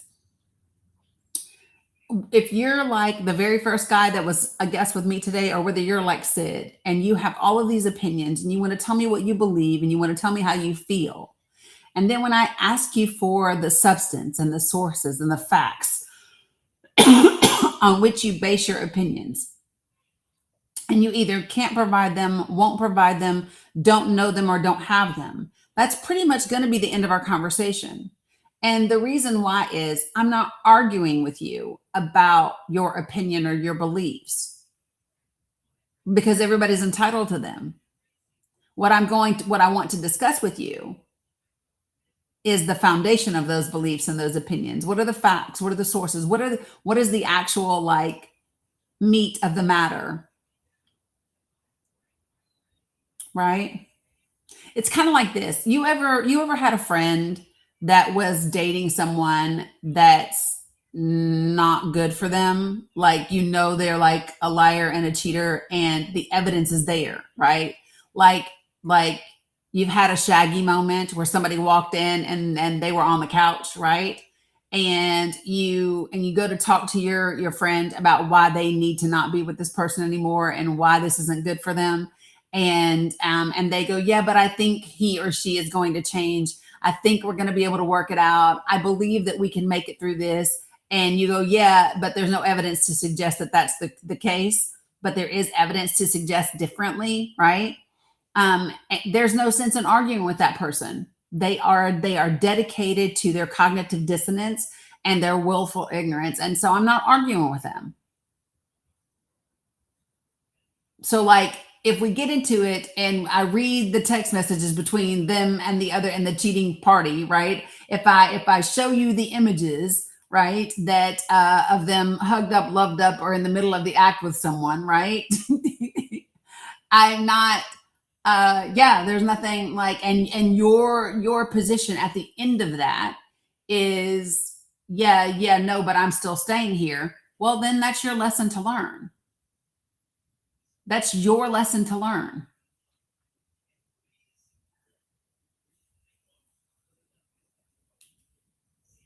It might be painful to watch people learn lessons.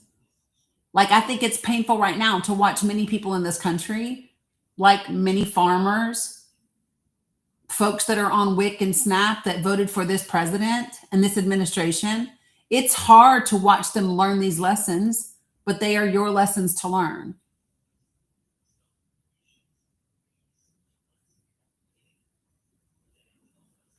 I have zero joy in it.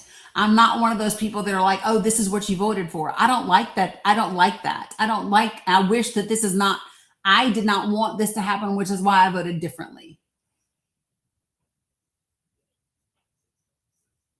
But if you just got your SNAP benefits cut and you still are talking about, I love Donald Trump. Listen, bro, I'm not arguing with you. I'm not arguing with you.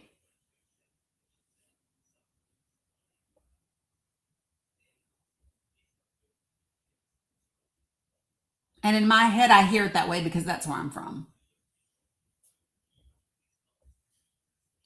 Lida Marie, good afternoon. How are you? Hey, sorry, I didn't mean to request. I apologize. Yeah, no worries. No worries. Appreciate you. Mila, are you hungry? Okay. Will you come get me some water? and I'll get you some food. Is that a fair exchange? She said, yes. Here, Sugar Boo. Will you get me some water and I'll get you some food? Love you, mean it. Right. Just saying, money. Okay, so because we are about 30 minutes out, I want to let you all know that we are about to do a Pally panel today on TikTok. And so what that means is I bring folks that are in Gaza and sometimes in the West Bank up on the panel. And if you're on TikTok, you can send them gifts via TikTok, which they're able to then convert into crypto and use for their daily needs and their expenses. For those of you who do not know, Israel is still bombing the absolute shit out of Gaza. Israeli settlers in the West Bank are still committing crimes against people and terrorizing them there. And so 80% of the population is displaced. They are not living in their homes. And so they need help and assistance. If you're not on TikTok, you are able to go into my link tree, and there are direct links to be able to support people that way. If you're not on TikTok, to be able to do that. Yeah, I know, A-Money. I've been watching, even though I haven't been live and I've been traveling. I know it's gotten real bad. I know. So I'm just offering that so that everybody knows. So if you are on TikTok and you do want to be helpful, then now's the time to recharge those TikTok coins and get ready for the Pally panel at 1. What I am going to do is my best is to continue to talk about the issues, A-Money, just so TikTok doesn't fuck up the algorithm. So, Jasmine, I'm not sure what you're referring to. Of course, Shimmy. Of course. So listen, I've had people ask me recently, where do I get my news from? So the way that I do news may be different than the way other people do it. So I get, so places where I like to go to at least get like the good, I love that. Thanks, Rhonda. So listen, I love ProPublica. I love Politico. I love The Guardian. I like Harrods. I like Al Jazeera. I like Zateo. I like Democracy Now! Thank you, Sissy. I like PBS. Axios. I will take Axios. So Electronic and Intifada, yes. Axios and Reuters,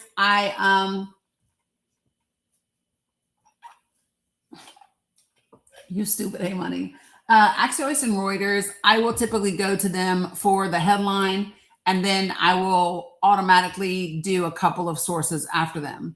And then one of the other things that I do is I will typically take that same subject and look up 2 or 3 different places on the same article. If there is a document that's being referenced or a video that's being referenced, I will then go look for the actual document and or the actual video. I always go 2 or 3 steps further. And so not just one headline and not just one source for that headline, unless it is like, for example, Democracy Docket, where they are giving me the status of a court case. I follow the ACLU to keep up with court cases, right along with Democracy Docket as well, right? Shukran. And so it's just, that's kind of what I do. I look for multiple different takes on a situation and then for the source of whatever's being referenced. It's just the way that I like to function. Okay. And even like, so let me just say this, even though I know that, for example, Zateo is always fact-based and all of that, sometimes I just get it for the info, but the position is different. So Dad, so first, don't type in all caps, please. You know that, you're not new here. You're not new here. So you know not to do that. And you know the reason why. And that irritates me. because you know that it is for my folks that are vision impaired and have visual disabilities. So don't do that. Number two, you can come to the panel and discuss what your claim is. Because, so let me just tell you, all that is just your feelings. You feel they hate Americans. That's a fucking feeling.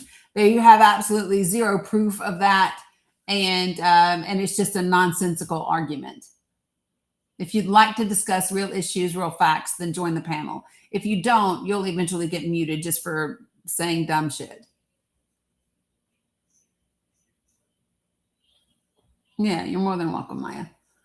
All right.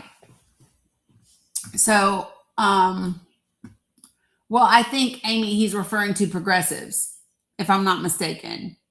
I think that's what, I think that's who he's referring to. That's what I think. All right. So on that note, I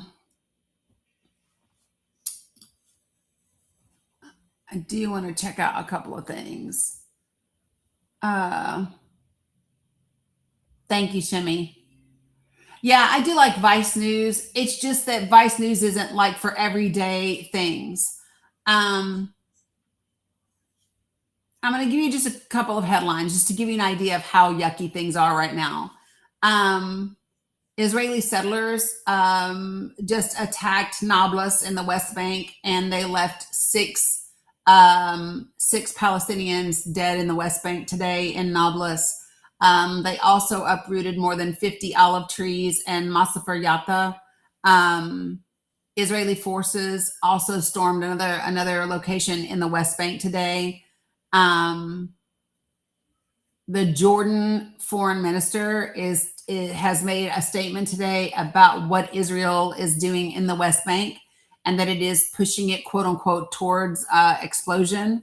And Israeli settler attack also leaves another 5 people injured in Farata village.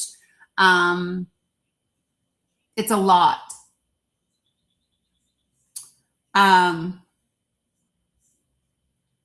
It's been announced that Benjamin Netanyahu is going to meet Donald Trump at the White House next week. So we'll see kind of how that goes. Bill Buckley, why don't you get a job and stop annoying people? Well, if you're annoyed, just don't come here. That's all you got to do. Just don't come here. Why are you coming here to get annoyed? Why are you coming here to be annoyed? You might have, so listen, you might have a little issue with sadism, you know, therapy is sometimes helpful for that. Just throwing that out there. Good afternoon, John. How are you? Oops. John, you requested and I accepted, but you're not there now. So I don't know where you went, my friend. But if you would like to come back, you're more than welcome to.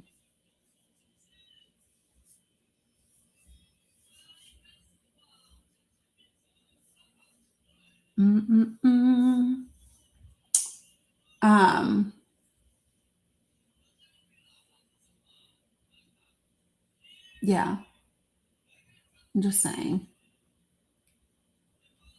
Voss, I talk about that all the time. So I don't know that it's anything that needs clarification in this space, because it's something that I say like all the time in this space. So for those of you guys that are wondering what I'm talking about, somebody asked me, hey, Nance, good to see you. Somebody asked me to talk about how Zionism likes to say that any criticism of Israel is anti-Semitic, and it is not. And it's not. We talk about it all the time. I also talk about the that, you know, being Jewish is not synonymous with Zionist, right? All Jewish people are not Zionists. All, you know what I mean? It's just interesting. And it's important to make the distinction. There's actually more Christian Zionists than there are Jewish Zionists. And so it's really important for people to be clear in the language that you use. Okay. So,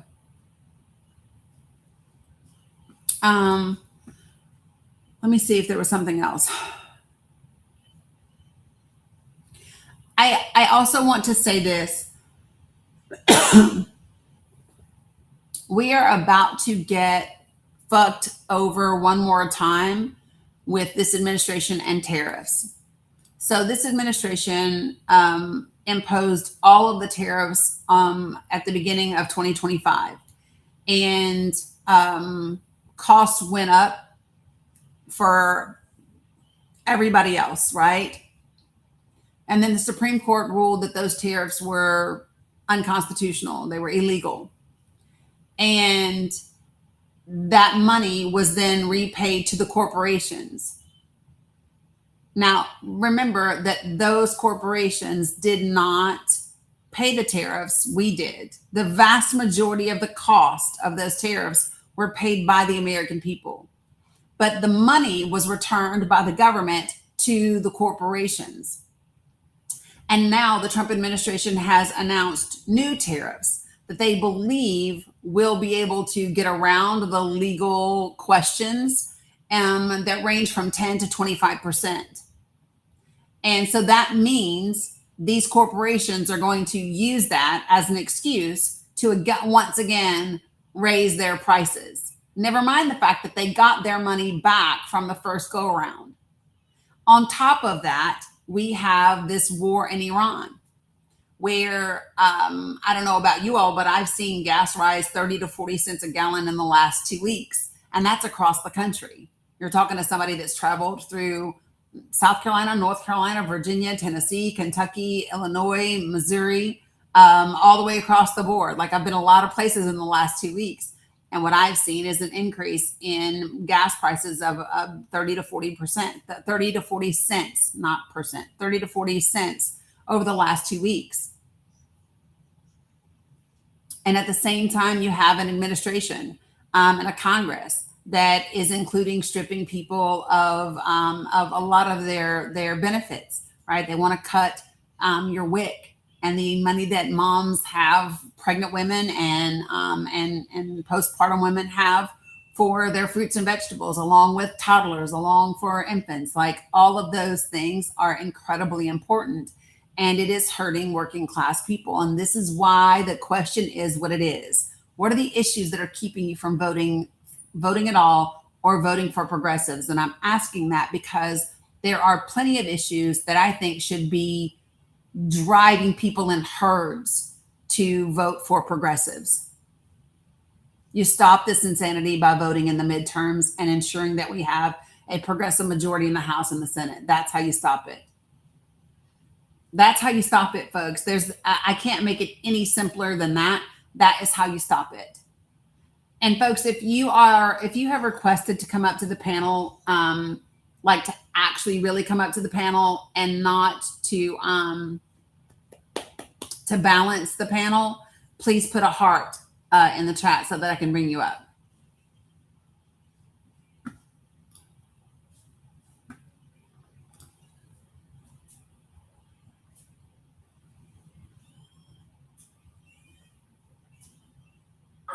Hello, then.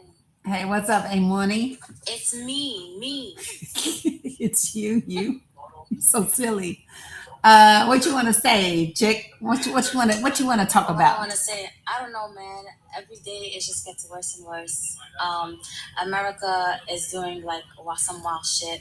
Why are they trying to combine our militaries together, but at the same time say that they're not connected to Israel? Isn't that weird? I mean, it's a lie. It's not that it's weird. It's just a lie. 100. I'm saying weird as in like they're trying to say that we're not like connected with Israel, but every day they show us that they are. Yes, that's 100%.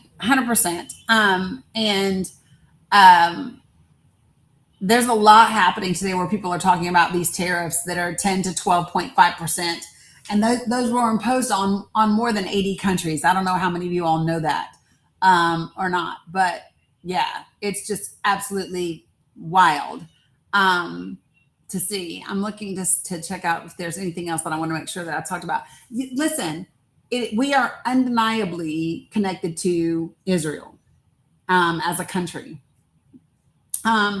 Oh, I do want to talk about this though, and I bet you, A Money, I bet you know about this. How many of you all know, KT? What do you when you say bold lies in reference to what? So, how many of you all? How many of you all are familiar with the Hin Rajab Foundation? What do you mean know about it? So, did you know that they are calling for? So, they went to court and filed paperwork on more than one occasion in foreign countries. I believe one of them is Belgium, but I'll look it up in just a second. For Israeli soldiers or people that are in those countries that served in the IDF while war crimes are being committed. So hold on, I just want to show you. Yes, they've been working on that for a while. But they just filed one this week as well. Yeah, so give me a second. Yeah, they've been trying to go after the one that unalived Hind Rajab, but he got unalived himself in Lebanon. Ha ha ha. Karma. Sorry. It does happen. Okay, so here we go.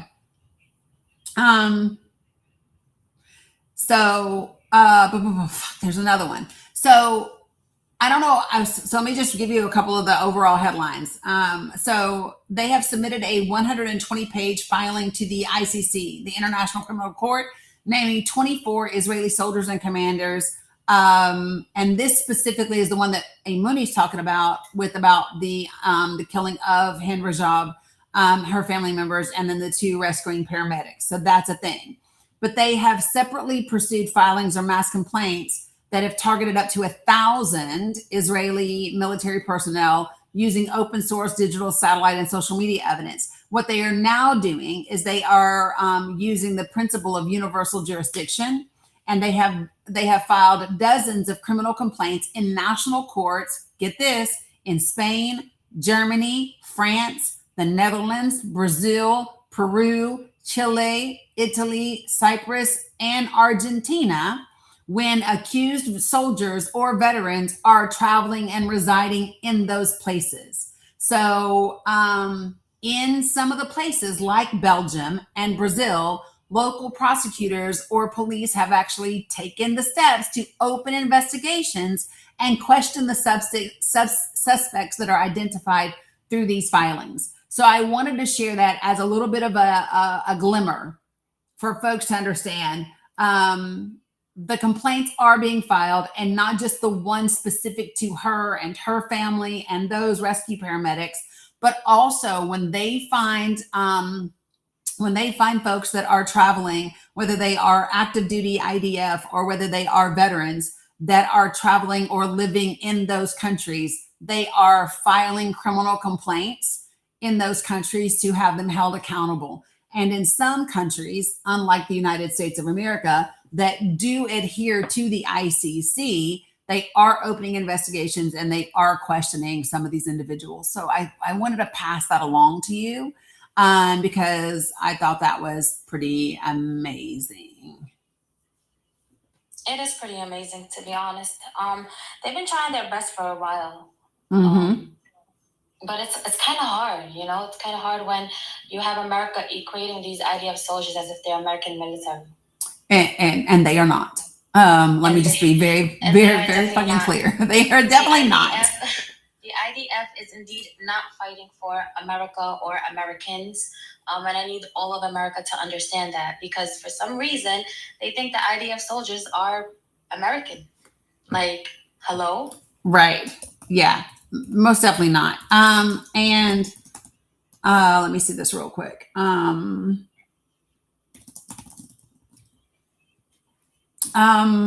Yes, Argentina is a state party to the ICC, for the person who asked me. Okay, so also, let me see what else. Hold on one second, folks. Hello, Raja. I don't know if you talked about the Americans that were unalived in Jordan the other day. You mean the soldiers? Mm-hmm. The other day. In Jordan. Mm-hmm. Yeah. I mean, here's my thing. I know your thing. She said, here's the thing. Oh, I know your thing. Yes, baby.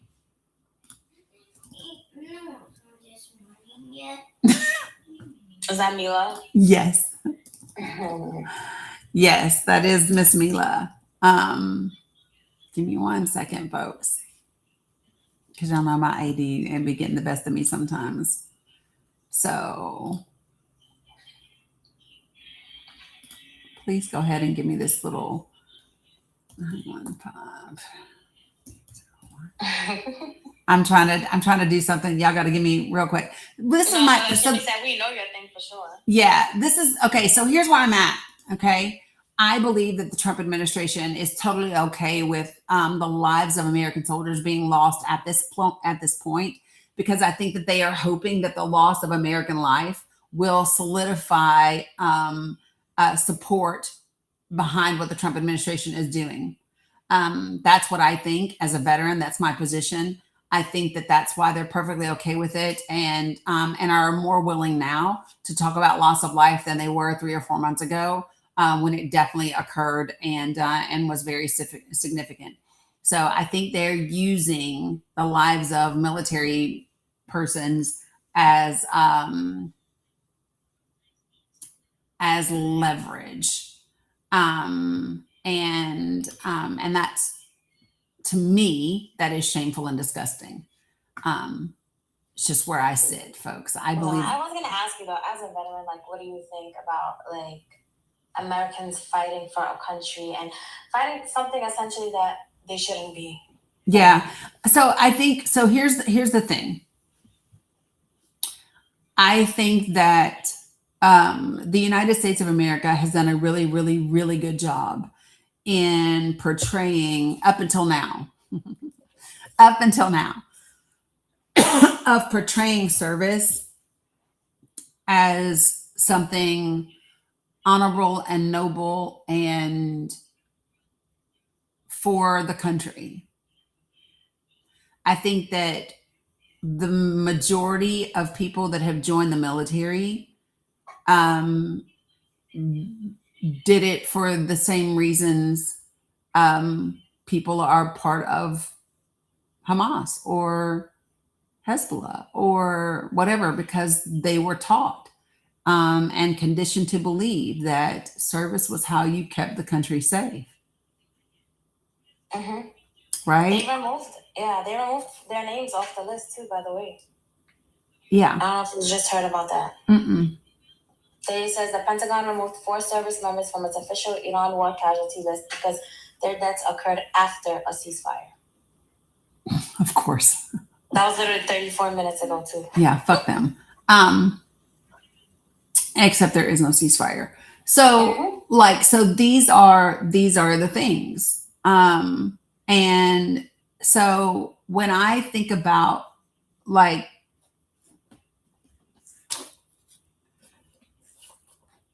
today, especially right now in this moment, I would not be an advocate for anyone to join the military. I would not be someone saying, "Oh, go do that." Yeah, I just wouldn't. And I think that we have a majority in Congress right now that is compromised. I think that our government is more compromised, especially under foreign influence, than maybe at any point that I know of in modern day history. And that's not just Israel. It's Israel. It's the UAE. Like there's a lot of federal of foreign influence, I believe, on the current administration and its people, and that makes it very, very dangerous. That's my thought process for people that would be serving. So, yeah.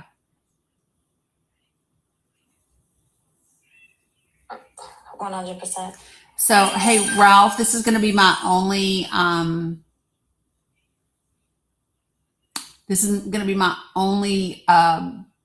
offering to you is I don't do Islamophobia in this space. So watch your fucking mouth. And that's as politely as I can say it. It will not get any politer than that. Guys, please don't talk to Ralph and let me do it, please. I'm so sorry. You look like you're a Muslim and you hate Americans. Yes, that's what Ralph said. I had to go back to read it. I was like, wait, what did Ralph say? Everybody's so mad about. You look like a Muslim and you hate Americans. Right. Okay. And so I'm just letting Ralph know, like, very, very, like, succinctly, watch your fucking mouth. So everybody else, don't talk to Ralph, please. Mods, you know what to do. What's up, Angie? Okay, give me 1 second, y'all. I need to make sure that I feed the babies. And what's up, Firelina and Veronica? I hear you, Raja. Raja's giving me instructions.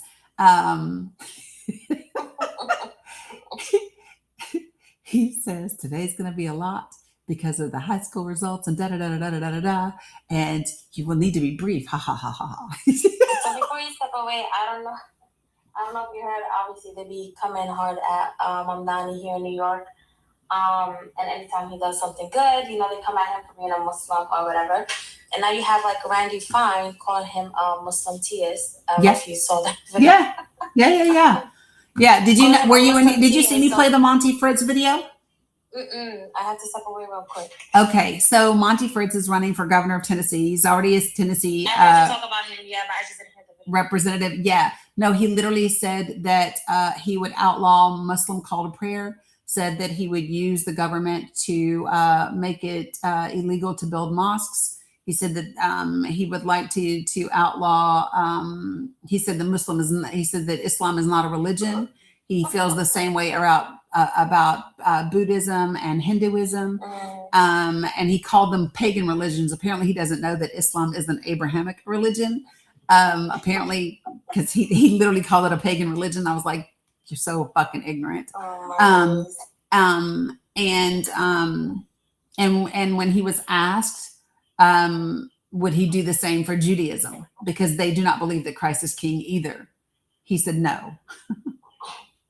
And we do believe in Jesus. We just don't believe that he's king. And so yeah, when he was asked specifically, when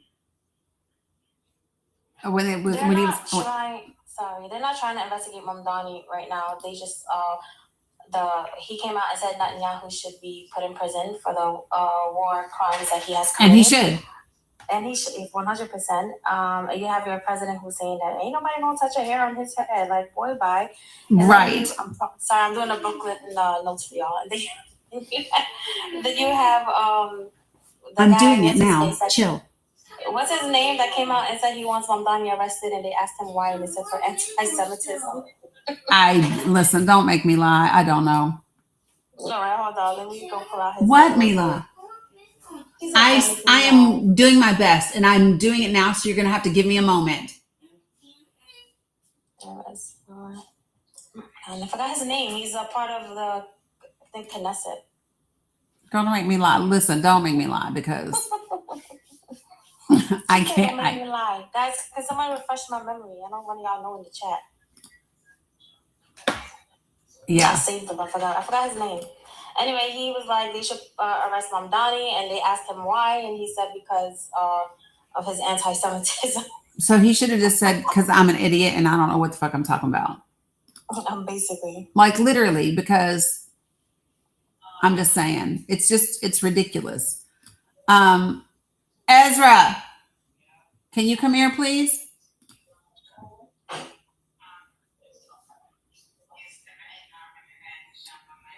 My sciatica is not my friend. If y'all can give me 1 second, I know it's 101, but I need to, if I don't click these buttons right now and feed these kiddos, I'll be fucked. Do you think I'll do a mod announcement? Love that. I got you. Okay, guys, we have 375 people in the room. You know, she's about to do that thing that she's going to do at 1 p.m., which is it is 1, but, you know, she got to get her shit together first. But with that being from said, here, let's tap it up.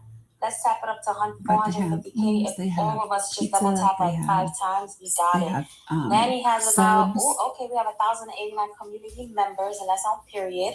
But we need some more. So if you press the orange heart ordering at the top next to her name, Big, press it again to claim the points to be counted you as want? part of her team. Hello, if you want to be part of want her a team, pizza? sorry, not me clicking it. But also, if you go click at the top again, if you can post a highlight, that will also boost you to the For You page. That's how I found her today. I didn't even know she was live until I went, you know, searching, and then she, boom, popped up on the For You page. So it's all of it is helping. I can't believe there's 350 people in the room and there's only 400 shares. If all of y'all share like 5 times, that'll put her over the 1,000 mark, and that'll also help boost her up. So let's do all them good things, y'all. Thank you. Appreciate you. A money. Anytime, girl. Yeah, I'm just saying. So I'm gonna do what kind do you want, love, please? Yeah, just like normal cheese. Just normal? Okay, I got you. Y'all know me trying to do all the things and take care of the babies is, you know, can I just like, no, can we just do like, what? Okay. I don't.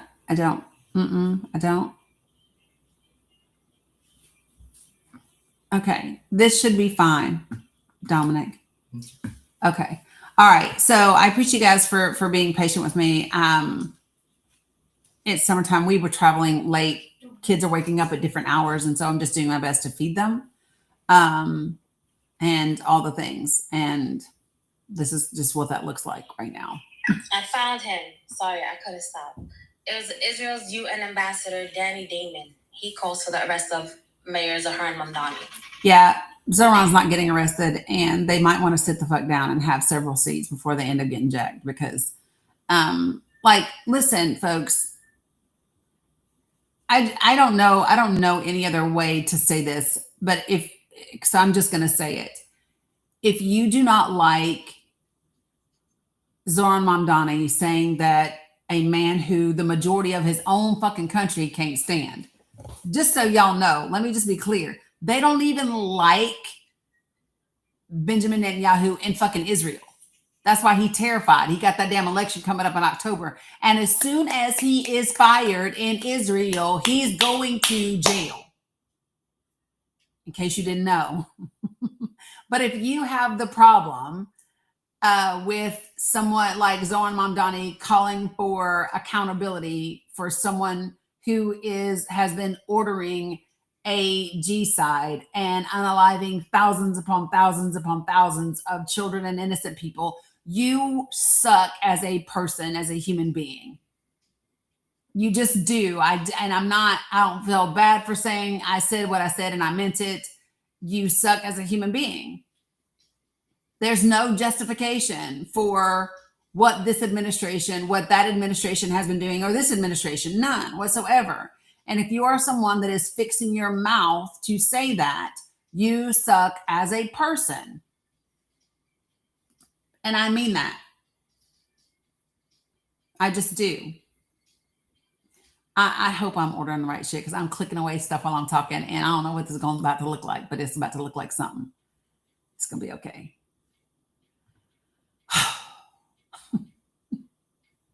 Okay, that's done. That's done. And I guess that's done. Okay. All right. So folks, here's what we're going to do. And A-Money, I'm going to let you help me provide this. So for folks that are over here on YouTube, on Substack, on Twitch, on Facebook, we are going to stay live. And I'm going to still be talking about the issues. We are also going to run a Pally panel right now. So on TikTok, I need for them to not spam the comments, right? Especially in Arabic. I need them to write in English. I need for folks that are in the States. Yes, Shimmy. I need for those of you guys that are in the States to to share, to keep commenting, to keep having conversations, to do all the things. And Money, if you can just let them know that in order to keep the algorithm doing its thing, we're going to be real quick. I need them to just stay on mute. Know that I love them immensely. I miss the fuck out of everybody. I wish that I could talk to Raja and Wasim and everybody for like 30 minutes. I just can't do it today. Maybe we will do it again another day, but just know that I'm cool if they turn on their cameras. I would love to see their smiling fucking faces. I just can't chat because of the algorithm. And tell them now that I'm back traveling, I will, now that I'm back home from traveling, then I can actually like get to all my WhatsApp messages and all of that shit that I can't do right now. But I have missed them immensely, love them immensely. Don't worry, y'all. She don't answer my messages either. And about to, I'm just saying, it's not just Gaza. She don't answer. No, it's everybody. Listen, it's everybody. Because of everything that I've had on my plate the last 2 weeks. But yeah, if you can communicate that would be helpful. And then we're about to do this thing. Okay, السلام عليكم ورحمة الله وبركاته يا أهل غزة. داني كانت لدرجة تخرف اليوم معكم، بس إذا أنتم بدكم تدفعوا الكاميرا تبعتكم أهلا وسهلا، بس مش قادرة تحكي معكم يا نص ساعة، بس بدها تحكي معكم، بس مش اليوم. رحين نرفع ناس ورحين ندعمكم، بس في الكومنتات إذا بدكم تكتبوا اكتبوا في الأجنبي بس، وش في العربي. ما تحطوش نفس الكلمات ورا بعض، ولا أنا راح أحط ميوت عليكم. فاهمين؟ حطوا 1 في الكومنت إذا أنتم فاهمين. شكرا. I knew it was coming. I knew the shukran was coming. Yeah. Okay. So, here we go. And Mila, I got you. Remember what you asked me for last night? I said, put a 1 in the comment if you understood what I said. Because I said, I'm going to mute y'all if y'all don't listen to the rules. All the ones you got going on here. Okay? I love that. Thank you. Look, Raja, go. Oh my geez. I'm going to do my best to facilitate this, and I am going to give some information as we go along because it's important that you all know. I'm super, so like, hey, Money, when I don't get to see them for a while and I don't get to chat and then they're coming up, I get stupid emotional. I don't know if that happens to you, but I get stupid emotional. And because I see them every day, like I talk to them. Yeah, no, like. No, but they have their little moments where you do get emotional because some really don't get the help like it used to be, so they do appreciate whatever and anything. So I get what you mean. Yeah, I get stupid emotional. Oh, okay. I've done what I needed to do. All right, so here we go. I'm gonna facilitate this. Is there a goal though specifically? Let's just do 2 at first. I don't. Is that a best goal? Yeah. Or yeah, it is. 20. It's a good goal, so they don't fight you, basically. So 25. Listen, so Danikins, is 2K or 3K better for everybody today? Y'all tell me. I know shit is rough out here in the, 3, 2, 2. I got 3s and 2s. It's okay. 2 for you. 2, 5. Shut up, Wasim. Wasim said 5K. I think everybody said 2K so they all can eat, Yes, I got you. I think 2K is good as well. 30K. Wasim, I'll mute you, Wasim. He said 30K. It's gonna be my first mute. So silly. Look, Shimmy said baby lion for me. I cannot. Okay. All right. That's what we're going to run through. So how about this? I'm just going to take my hands off. Hey, Money, just ask Shimmy who her one person is that I know she needs. And then, the rest. My deal. So. Yeah, I know your deal. Okay. I got you. All right, let's run it. All right, let's do it. Okay, so so Veronica, you said you'll be voting in the midterms. How do you get through the DAs here? When you say DAs, who do you mean?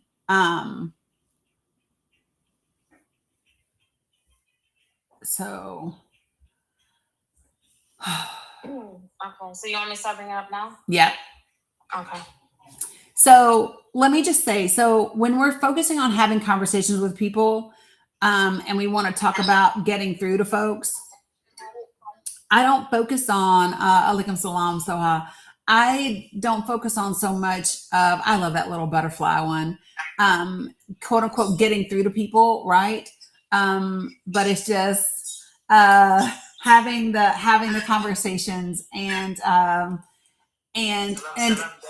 Salam Wasim, and having the conversations on the issues. I find that when we have the conversations and we focus on the issues, Salam Zina, then it's easier to cut through the noise. It's much more difficult to cut through the noise when we talk about political parties, and when we talk about those types of things. When we can stick to the actual issues and focus on those, then we get a lot further and faster. And so that's the kind of thing. So listen, we meet this upcoming Thursday. So this Thursday coming up, so 6 days from now, will be our next Project for the People meeting. And we will role play during that meeting where I'm able to kind of just off the cuff role play with folks. We can have some of these conversations, the things that you are getting back from people, the things that people are saying to you. You can say them to me, and we can just role play through them. Oh, that was awesome. About how to have the most effective conversations possible with folks. And so I think it's really important for us to be able to do that and to get comfortable with the conversations and comfortable with what people might say. Are we doing graphics before the meeting? Yeah, Laronica, that's going to be next on my list. I will let you know as soon as I get into Canva today. So today and tomorrow, I'm going to be going through all the Project for the People stuff. I'll be updating the participant spreadsheet that we have so that you all can get connected. I'll be going through the people that have registered to see where they are and how many we have, and updating the map. HUD is next. Yeah, so I have some statistics regarding HUD and housing, and what we'll do with those graphics. So we will pair that information along with information on the new bill that just passed. And let me just say this, whether you like it or not, I don't like to talk about the president very often. I do, however, believe that it is necessary to talk about the fact that the president of the United States refused to even sign a bill unless he got another bill that he wanted moved forward. It is imperative, because I don't care who you are and what party you belong to, the president of the United States should not be using his power and his position to try to coerce or manipulate or force Congress to do a thing. And if you can't agree with that, we need to have a conversation about your patriotism. We need to have a conversation about where you sit on the issues when it comes to being. Hella, Danny.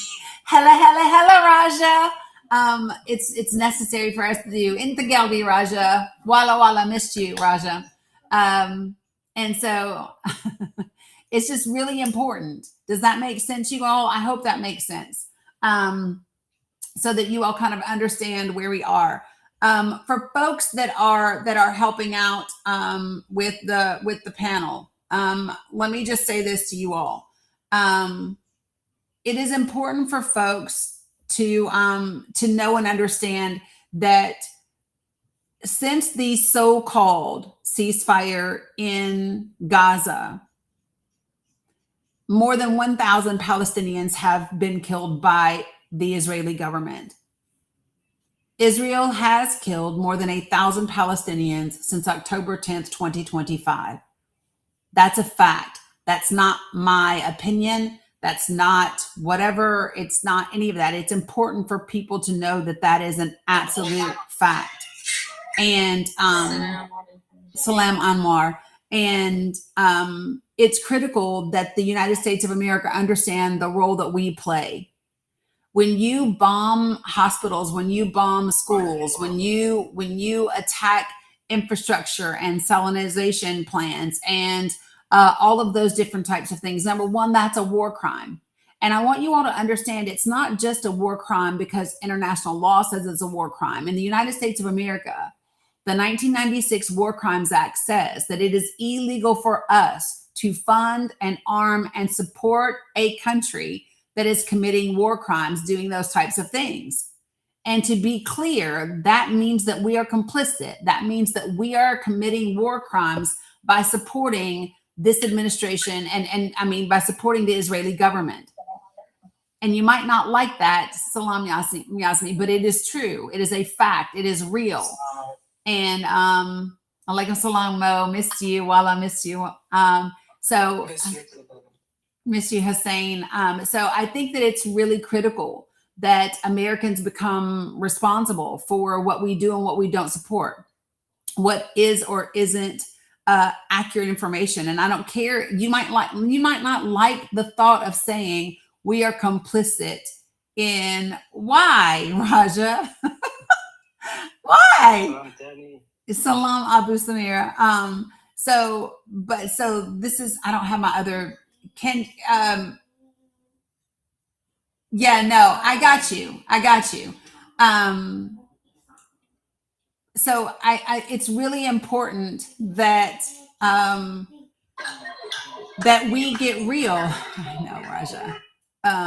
Listen, folks, it's very important that we get real. If something feels uncomfortable, if the truth feels uncomfortable, then maybe we should change the truth, right? If the truth feels uncomfortable, then maybe we should change what the truth is. Does that make sense? Am I making sense to anybody? Do you all understand what I'm saying? There is no such things as defensive only weapons. Like, that's not a thing.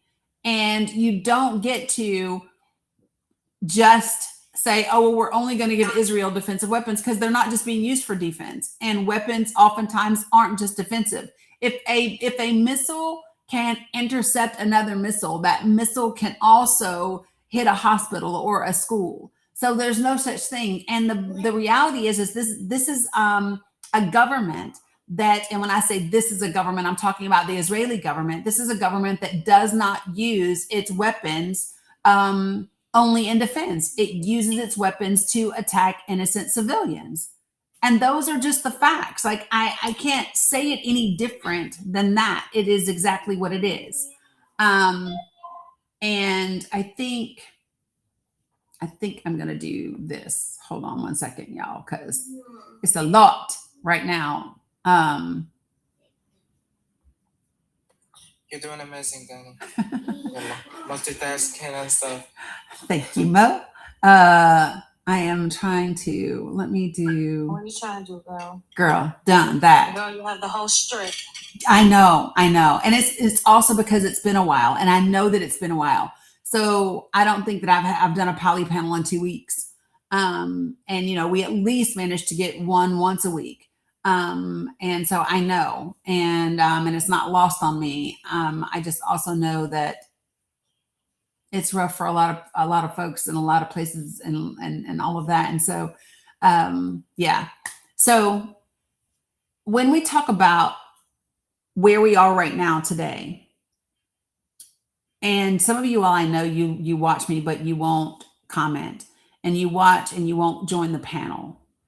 I hear you. I wish that you would do something different. I really do wish that you would join the panel if you find yourself disagreeing with me on issues, or supporting this administration, or supporting Israel, or believing that criticism of Israel is anti-Semitic, which it is not. By the way, Palestinians are Semitic people. Jewish people are not the only people that are Semites. Okay. Not all Jewish people are Semitic. I want you to hear what I'm saying to you. If something that I'm saying to you offends you or makes you feel some sort of way, then I would encourage you to explore that. I would encourage you to go, well, why is it? Do you really think, and for those of you all that have known me, maybe you got to know me because of ballot health. Maybe you got to know me because of the protests in Northeast Tennessee. Maybe you got to know me because of free hugs and the stuff that I did with unhoused people in the Charlotte area. Maybe you know me. I don't know why. I don't know how or why you got to know me. But if you know me from any of those spaces, right, then I would ask you this. Why do you think someone who is willing to give up her entire life and go sit outside of a fucking hospital to protest a medical monopoly, why would I be saying something if I didn't have the evidence to back it up? Why do you think I'm saying the things, salam Allah shak shak, why do you think I'm saying the things that I'm saying with regard to the Israeli government and the things that it is doing against the Palestinian people? I'm not somebody that does things that I don't feel 99.9% certain that I am correct about. Like I don't jump to conclusions and take things lightly. I'm going to figure them out. And so this is again why I'm saying, if you find yourself in disagreement with what I'm saying, or if you find yourself offended by or uncomfortable by the things that I'm saying about the United States of America, then I encourage you to dig into that, to lean all the way into it, to join me for a conversation, to look up the things that are in my link tree that absolutely provide you the foundation and the evidence for where I stand on the issues. If you don't believe, so listen, why is the GOP in Congress right now today proposing funding that takes away money for fruits and vegetables for pregnant and postpartum women and for toddlers that are 5 and under? If you are supporting the current administration and the GOP members of Congress, you are supporting an initiative to take away food for fruits and vegetables, not fucking Snicker bars and soda, although that's none of your business either, right? But we are specifically talking about money that is allocated for fruits and vegetables, and I want to know why. I want to know how you align that with your values, whether that's American values, whether that's Christian values, whether that's the teachings of Jesus. I want to know how taking away money to buy fruits and vegetables for women who are pregnant or who have just given birth and their children up until the age of 5, I want to know how that aligns with that thought process and those values. Because I would hazard a guess that it does not, and that you are unable to articulate that to me.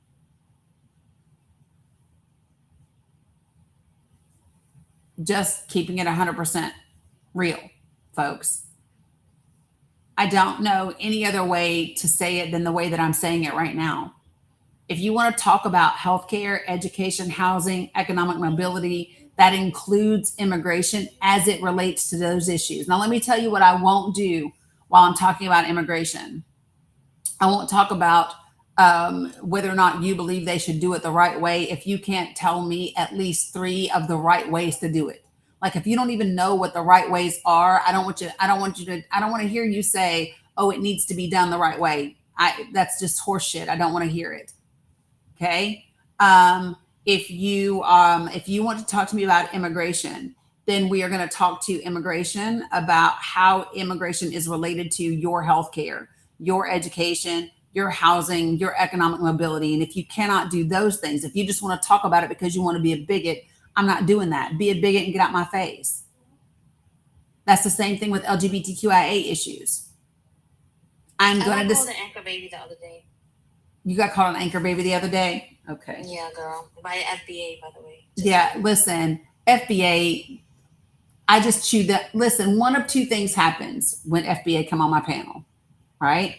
They either get on board and get respectful about their shit, or they run. And either way, I don't give a fuck. I don't care either way. But you're not about to. I had one up here earlier today, and he ended up running on his own. I'm fine with that. I'm not. So in my mind, things that I believe are dangerous to the United States of America right now. Number 1, the GOP Congress. That's number 1.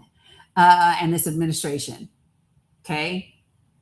Number 2, Christian nationalists. Number 3, Christian Zionists. Number 4, white supremacists and white nationalists.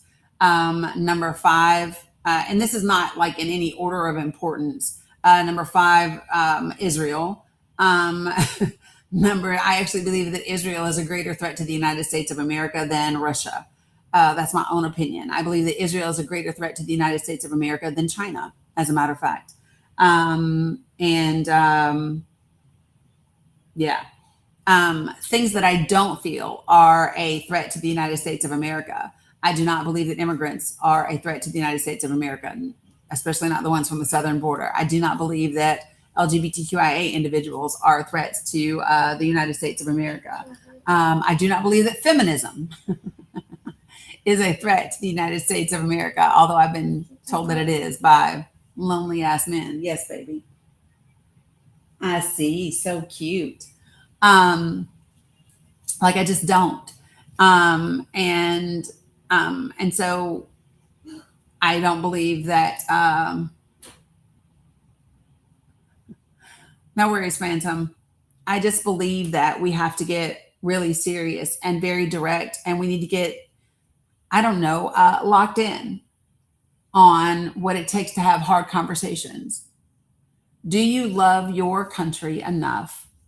And the possibility, when I say your country, I don't mean the government, but do you love the people enough to engage in hard conversations and stay in those conversations until you can generate some understanding, even if you don't get agreement? And if the answer to that question is yes, then I would love to see you on the panel. I would love to see you in the Discord. I would love to see you participating. Jesus Christ, it really is the entire fucking strip, ain't it, A-Money? I thought TikTok used to cap it at 99. I guess not. I guess not. By the way, They used to cap it. By the way, most of the ones in your requests are kind of fake, by the way. Okay. What happens is when they see a panel gifting Gazans, they'll go share it to like their little group. Yep. And they come in swinging. That's why I'm trying to be careful. Yep. Who I bring up. I don't know if you see Aziz, but I see Aziz and I see Muhammad S. I've been waiting for one of the panels to get to 2K. So okay. I'm up. Aziz. Listen, he came in here the other day, A-Money, and I said Aziz just like normal. And he typed it in the comments and he was like, what about Aziz? And so you had to say it. So I was like, okay, Aziz. Hi, Danny. How are you? No, salam alaikum. I'm good. Muhammad OS. Salam alaikum. Alaikum salam. So it's just really important. Well, I miss you. Wallah. So folks, you know, as we approach these midterms, you know how we keep talking about how critical the elections are, how critical the elections are, how critical they are. People have asked me, are we going to have midterms? My response is very simple. I believe, yes, we are going to have midterms. If we do not have a progressive majority in the House and the Senate, I don't know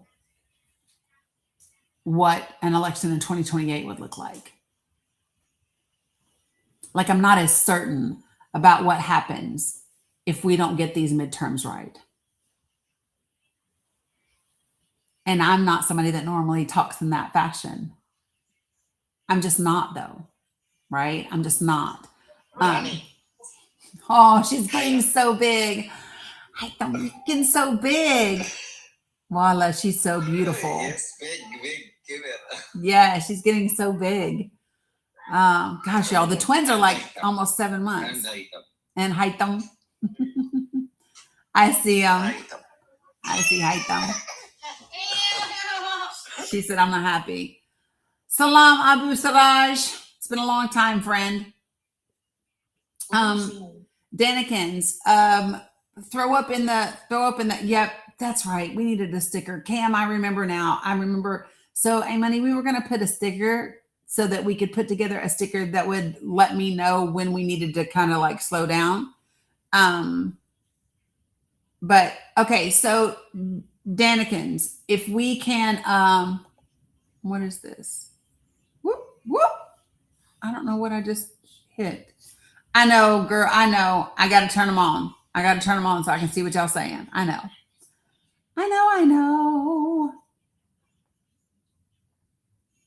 Okay, so we're back.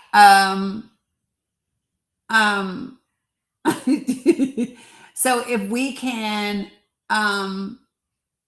finish the boxes here and make sure we grab Aziz. And then did we get Shimmy's person? I've been asking her who Shimmy is talking about, and I didn't get not one tag. So Shimmy, if you could tag me who you're talking about, let me know.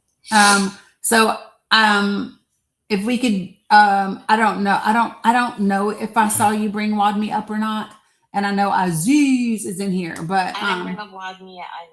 Okay. So I could tag you. Tag me again. There's too many tags, Shimmy. Girl, I didn't mute you. I turned off the comments.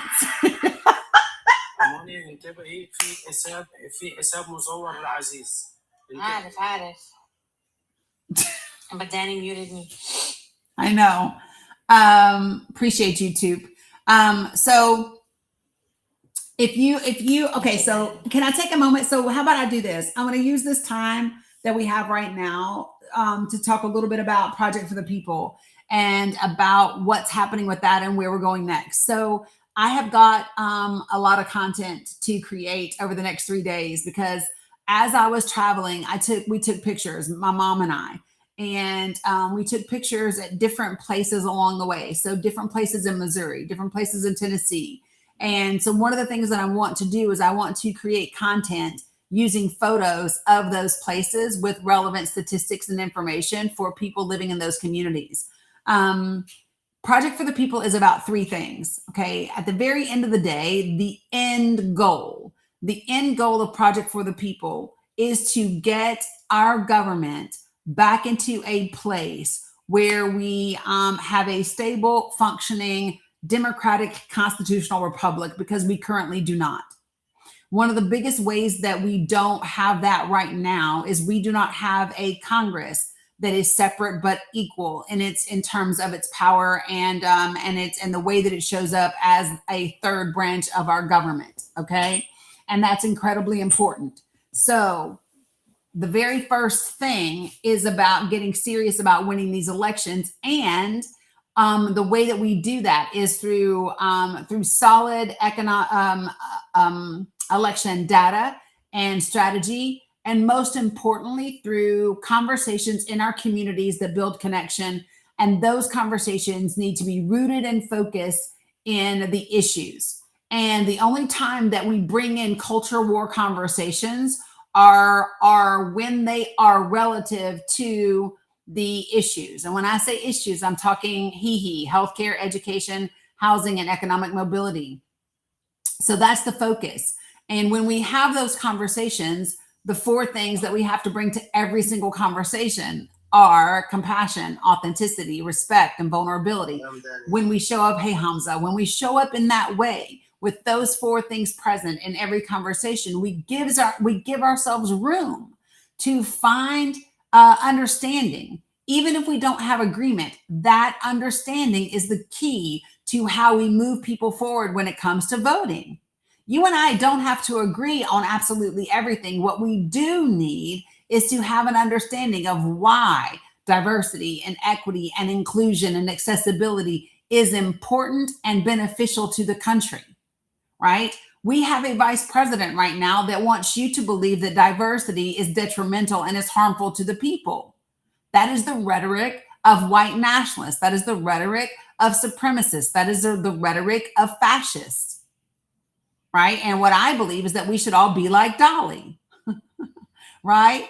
Hey Hamza, it's just very simple. When Dolly Parton said, "I'm removing Dixie from Dixie Stampede," it's because, very simply, right, when you realize that something is a problem, then you just stop doing it. What's up, Miss JK? Right? And this is not difficult to understand. Thank you, Sandy, for just going ahead and muting comments. Appreciate it. I think the only one we have left is Aziz.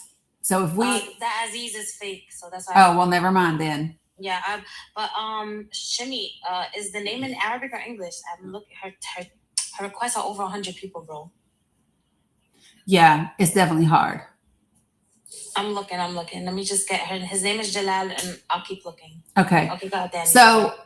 So for my Danikins, we've got one more person that Shimmy hasn't ever been able to get help. And once we get that person up, we just want to top everybody off at 2K, and then we're done. That'll be the last person. Okay. Hey, Wadmi, salam sis. How are you brother? Yeah, Shimmy. Yeah. Money Shimmy was trying to come up, I guess, to kind of help. Okay, I got her. Okay. I think she wants to explain to me about Yeah. where you at, Shimmy. Yeah. Yeah, there she go. So what was I saying? So Project for the People. So this is the thing. Oh, listen, I got to tell y'all. So Bradley, are you watching? Bradley? I don't know if Bradley is in here or not, but so listen, y'all. I got Bradley up in the greater Boston area who has reached out to me. There is a community that is predominantly Hispanic. And so I'm going to need some of my Danikins that speak Spanish to help with me. He's literally connecting me together with somebody that does a lot of work with that community to organize. He literally sent me a picture of the building and this huge space where a lot of the community comes in.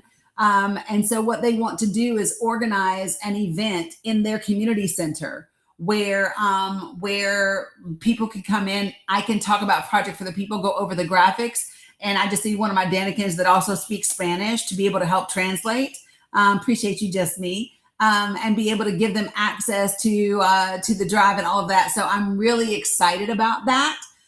He hit me up and was like, "Hey, I'd like to be able to do ABCD XYZ." Why is Iman typing that? Did you see that, Imani? Is that the real Iman? Where? Talking about Palestinians in America hate us. What the fuck? Girl, bye. You know what? I'm gonna block her from every live from now on. No, it's this. Like it's not a woman. It's this one. It's EMAN. Iman. Yeah, Iman. That's Iman. Yeah, but the picture is not. إيمان أصلاً ولا حدا ever خرف معاك أصلاً. Anyway, ولا حدا عارف صوتك. That's so annoying, bro. Right. Anyway, I can't find Jalal, Shimmy. Oh, there's Bilal. I lied, y'all. Bilal is here. You're on the panel. She said, "Am I on the panel?" Okay. You're on here. Yeah, because mostly when I go out and in, I kind of drop, even though I'm still on the panel. So I'm like, hello. Okay, got it. Love it. Bradley's here. Love it. Amani, I don't think he came. Like, I shared it to him, but I don't think he came yet. Alaikum salam wa rahmatullahi wa barakatuh. Okay, if he's on tonight, when I'm on, then let me know. I got you. Inshallah, I appreciate it so much. Yeah. I appreciate you trying to at least get him if he was here. Yeah, and Shimmy, the thing is, I'll let you know. I think the next one that we might be able to do is like either Tuesday or Wednesday of next week. But as soon as I do it, I'll announce it and let you know, and I'll post it like with my sticker. And that way you can tell them to be here. They might not have nets. You only got me struggling looking for Jalal for like 20 minutes. It's crazy. Well, I was trying to come up to show a picture, but Danny muted us. I felt so isolated. Listen, them comments was a lot. She put me in TikTok prison. Isn't it enough that I was on Discord prison, girl? She was. Okay, so let me just share with you all what's happening. I appreciate you, Shimmy, and A-Money, as always. There's my friend Bilal. Voila, missed you, Bilal. So let me just tell you all. So what I intend to start doing moving forward is at least 2, if not 3 days a week. I want to start doing 2-a-days. So it will be a live in the morning that is about 3 hours or so, and then also an evening live. And that evening live is probably going to be at around 8 or 9 p.m. Eastern Standard Time. I haven't set the time exactly yet because the kids are going to start going back to school.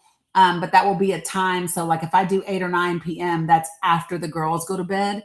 And so it's totally able to do it. Yeah, but which we got 100 days. We have 100 days until the midterms. And so, so I just believe that at least 3 days a week, I need to be able to do 2 a day, in order to get the information out to, and to keep spreading information and to make it happen. If any of you all want to organize a community forum, a community Zoom, a community whatever, yeah, if so, Bay Bobby, if it's not the right Aziz, if it's the Aziz that is requesting right now, they are in fact fake. So Cam, you said starting when? I think it's going to be starting. I want to say next week, but I can't promise. At the very least, it starts the beginning of August, the week of August 3rd. Also, that's when I relaunch the podcast. It's also when I relaunch the podcast. The podcast will have 1 episode a week. 2 was too much. I couldn't juggle it. So there will be 1 podcast episode every single week.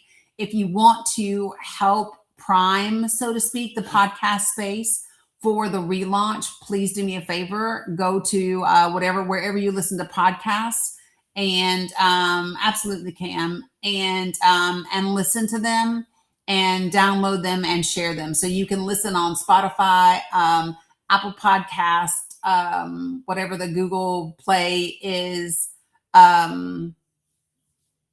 Pandora. There's like anywhere that you listen to. Yep, definitely game for that, Cam.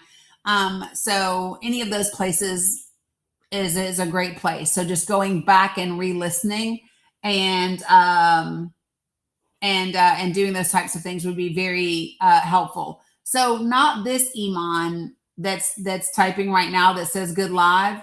The Iman that I was talking about, Money, has the male picture, and sometimes be talking out the side of their neck when they don't get brought up. I'm trying to see if I can see if they're in the request right now. We know who you mean. Do you? Who are you looking for? That person. Yeah, Who are you looking for? that is bitter in all lives, you know. Oh, okay. Gotcha. Iman? Oh, you muted? Right. Wait, She's y'all an talking about elderly Iman? lady, even though the picture is. Yeah, she It's not a man, guys. Iman is a woman. And by the way, I have repeatedly asked her. She is in Gaza, but I have repeatedly asked her to come up and have conversations, and she don't. I don't even know how she sound like, by the way. Got you. Okay, Yeah, that's very and helpful. Exactly. I've been trying to tell her to come up so we can have a conversation. She don't want to have a conversation, and then she write shitty shit like that. Even though we do bring her up to help her, by the way. Right. And she don't talk.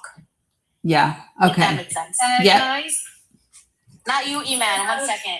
Sorry, guys. Iman, wish inti mal watermelon. Iman family, wish inti. Iman is like, wait, not me. Right. Right. I saw she said, "What's the matter?"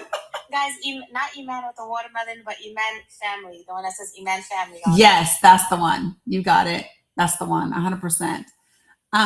Yeah, I appreciate you. Hey, Money, y'all know how much I appreciate you today, because it was too much, and we definitely would not have been able to manage all the people that you know and that you manage. So I appreciate you helping us help Gazans today. So do you guys still have some left?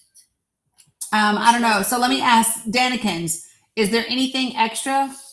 Does anybody have any additional coins for today? Is your person here, Shimmy? Is that why you're asking? The food just responded to me in comments, and I was like, "Get your ass over here." Colleen said some. You're Should out. we tell the people You're that out. you're done for the taste for today? Yeah. Shimmy, go ahead. Give me a second. I have too much things on my hands. اوكي يا قاعدة إذن يا أهل غزة داني كانت راح تساعد كمان ناس next week كمان أسبوع ارجعوا مرة تانية. Appreciate I can you. reload. I have some. Yeah. So There, that's so you. Shimmy, bring your person. That person will be the last one. And that way we can get them at least 2K.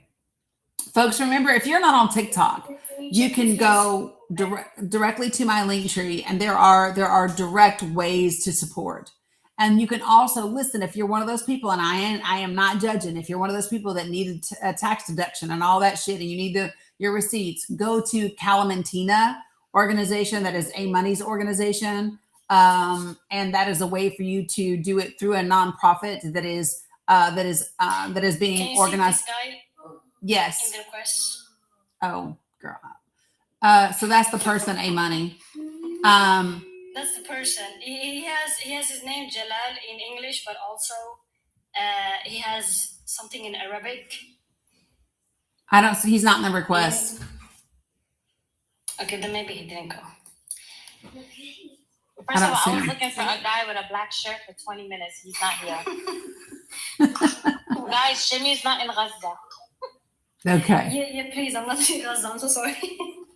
Wait, let me send it to him again, and if he doesn't come, then so be it. It is what it is. Okay. Yeah. And hey, babes, you want to grab it, Mila? Mila, yeah. Your food is here, girl. So yeah, because here's what I want to do. I need to feed the grandbabies. I need to unpack y'all. My suitcases are still in the floor. Yes, sugar butt. Okay, I got you what you asked me for last night, so you'll be happy when you see what I got. I think all of us are just like, ugh, because it's been a lot. The last 2 weeks has been a lot. But so listen, we have a lot to do. I will probably be back this evening. That's my plan. If not, I will definitely be live tomorrow. But I still need to unpack and wash our dirty clothes and do all of those things. Can you? Thank you, love. I got it. Sissy. There's one more stuff out there. Okay, girl. So yeah, I'm just saying, y'all, it's a lot. But so listen, I love y'all, mean it. A Money, I appreciate you. Shimmy, appreciate you as well. Danikins, y'all know y'all are the fucking bomb. You're the best. I don't care what anybody else says. Y'all are the best. And of course, Tina. Yes, of course. Listen, y'all, you can wear your Project for the People merch whenever you want to. Whether you're wearing your t-shirts, whether you're drinking out of your mugs or your water bottles, or you've got Project for the People hats, tote bags, all the time. I mean, we literally got questions when we were wearing our stuff out and about. My mom's doctor asked me about it. The waitress at the restaurant asked us about it. Like, yeah, wear that merch. The merch opens the door to the conversations. Okay. And listen, here's the domain name to share with everyone. It is making, with an ing, because we are present tense people, Making America Truly Great.com. That's the site. Making America Truly Great.com. That's the site. We got 102 days. We got to lock the fuck in and get to having real conversations about the real issues and making things matter. So, and Money, I appreciate you, girl. Shimmy, right back at you. I know Shimmy got her Project for the People merch on. You need more shirts? I'm Yeah. sorry, I have a lag. I don't know if I cut you off or not. Then No, you didn't. I'm so sorry. He's not gonna come. I think. I don't know if his net is bad or something. But I appreciate you all so much for giving me the time and trying to help him. And hopefully we can help him next time. It wasn't his razak to get it today. Okay. Yeah, we'll get it. We'll get him. Just let me know. We'll make it happen. Inshallah. Yes. Okay. So listen, so let me just show you guys. I did I did an auction before my mom was in the hospital.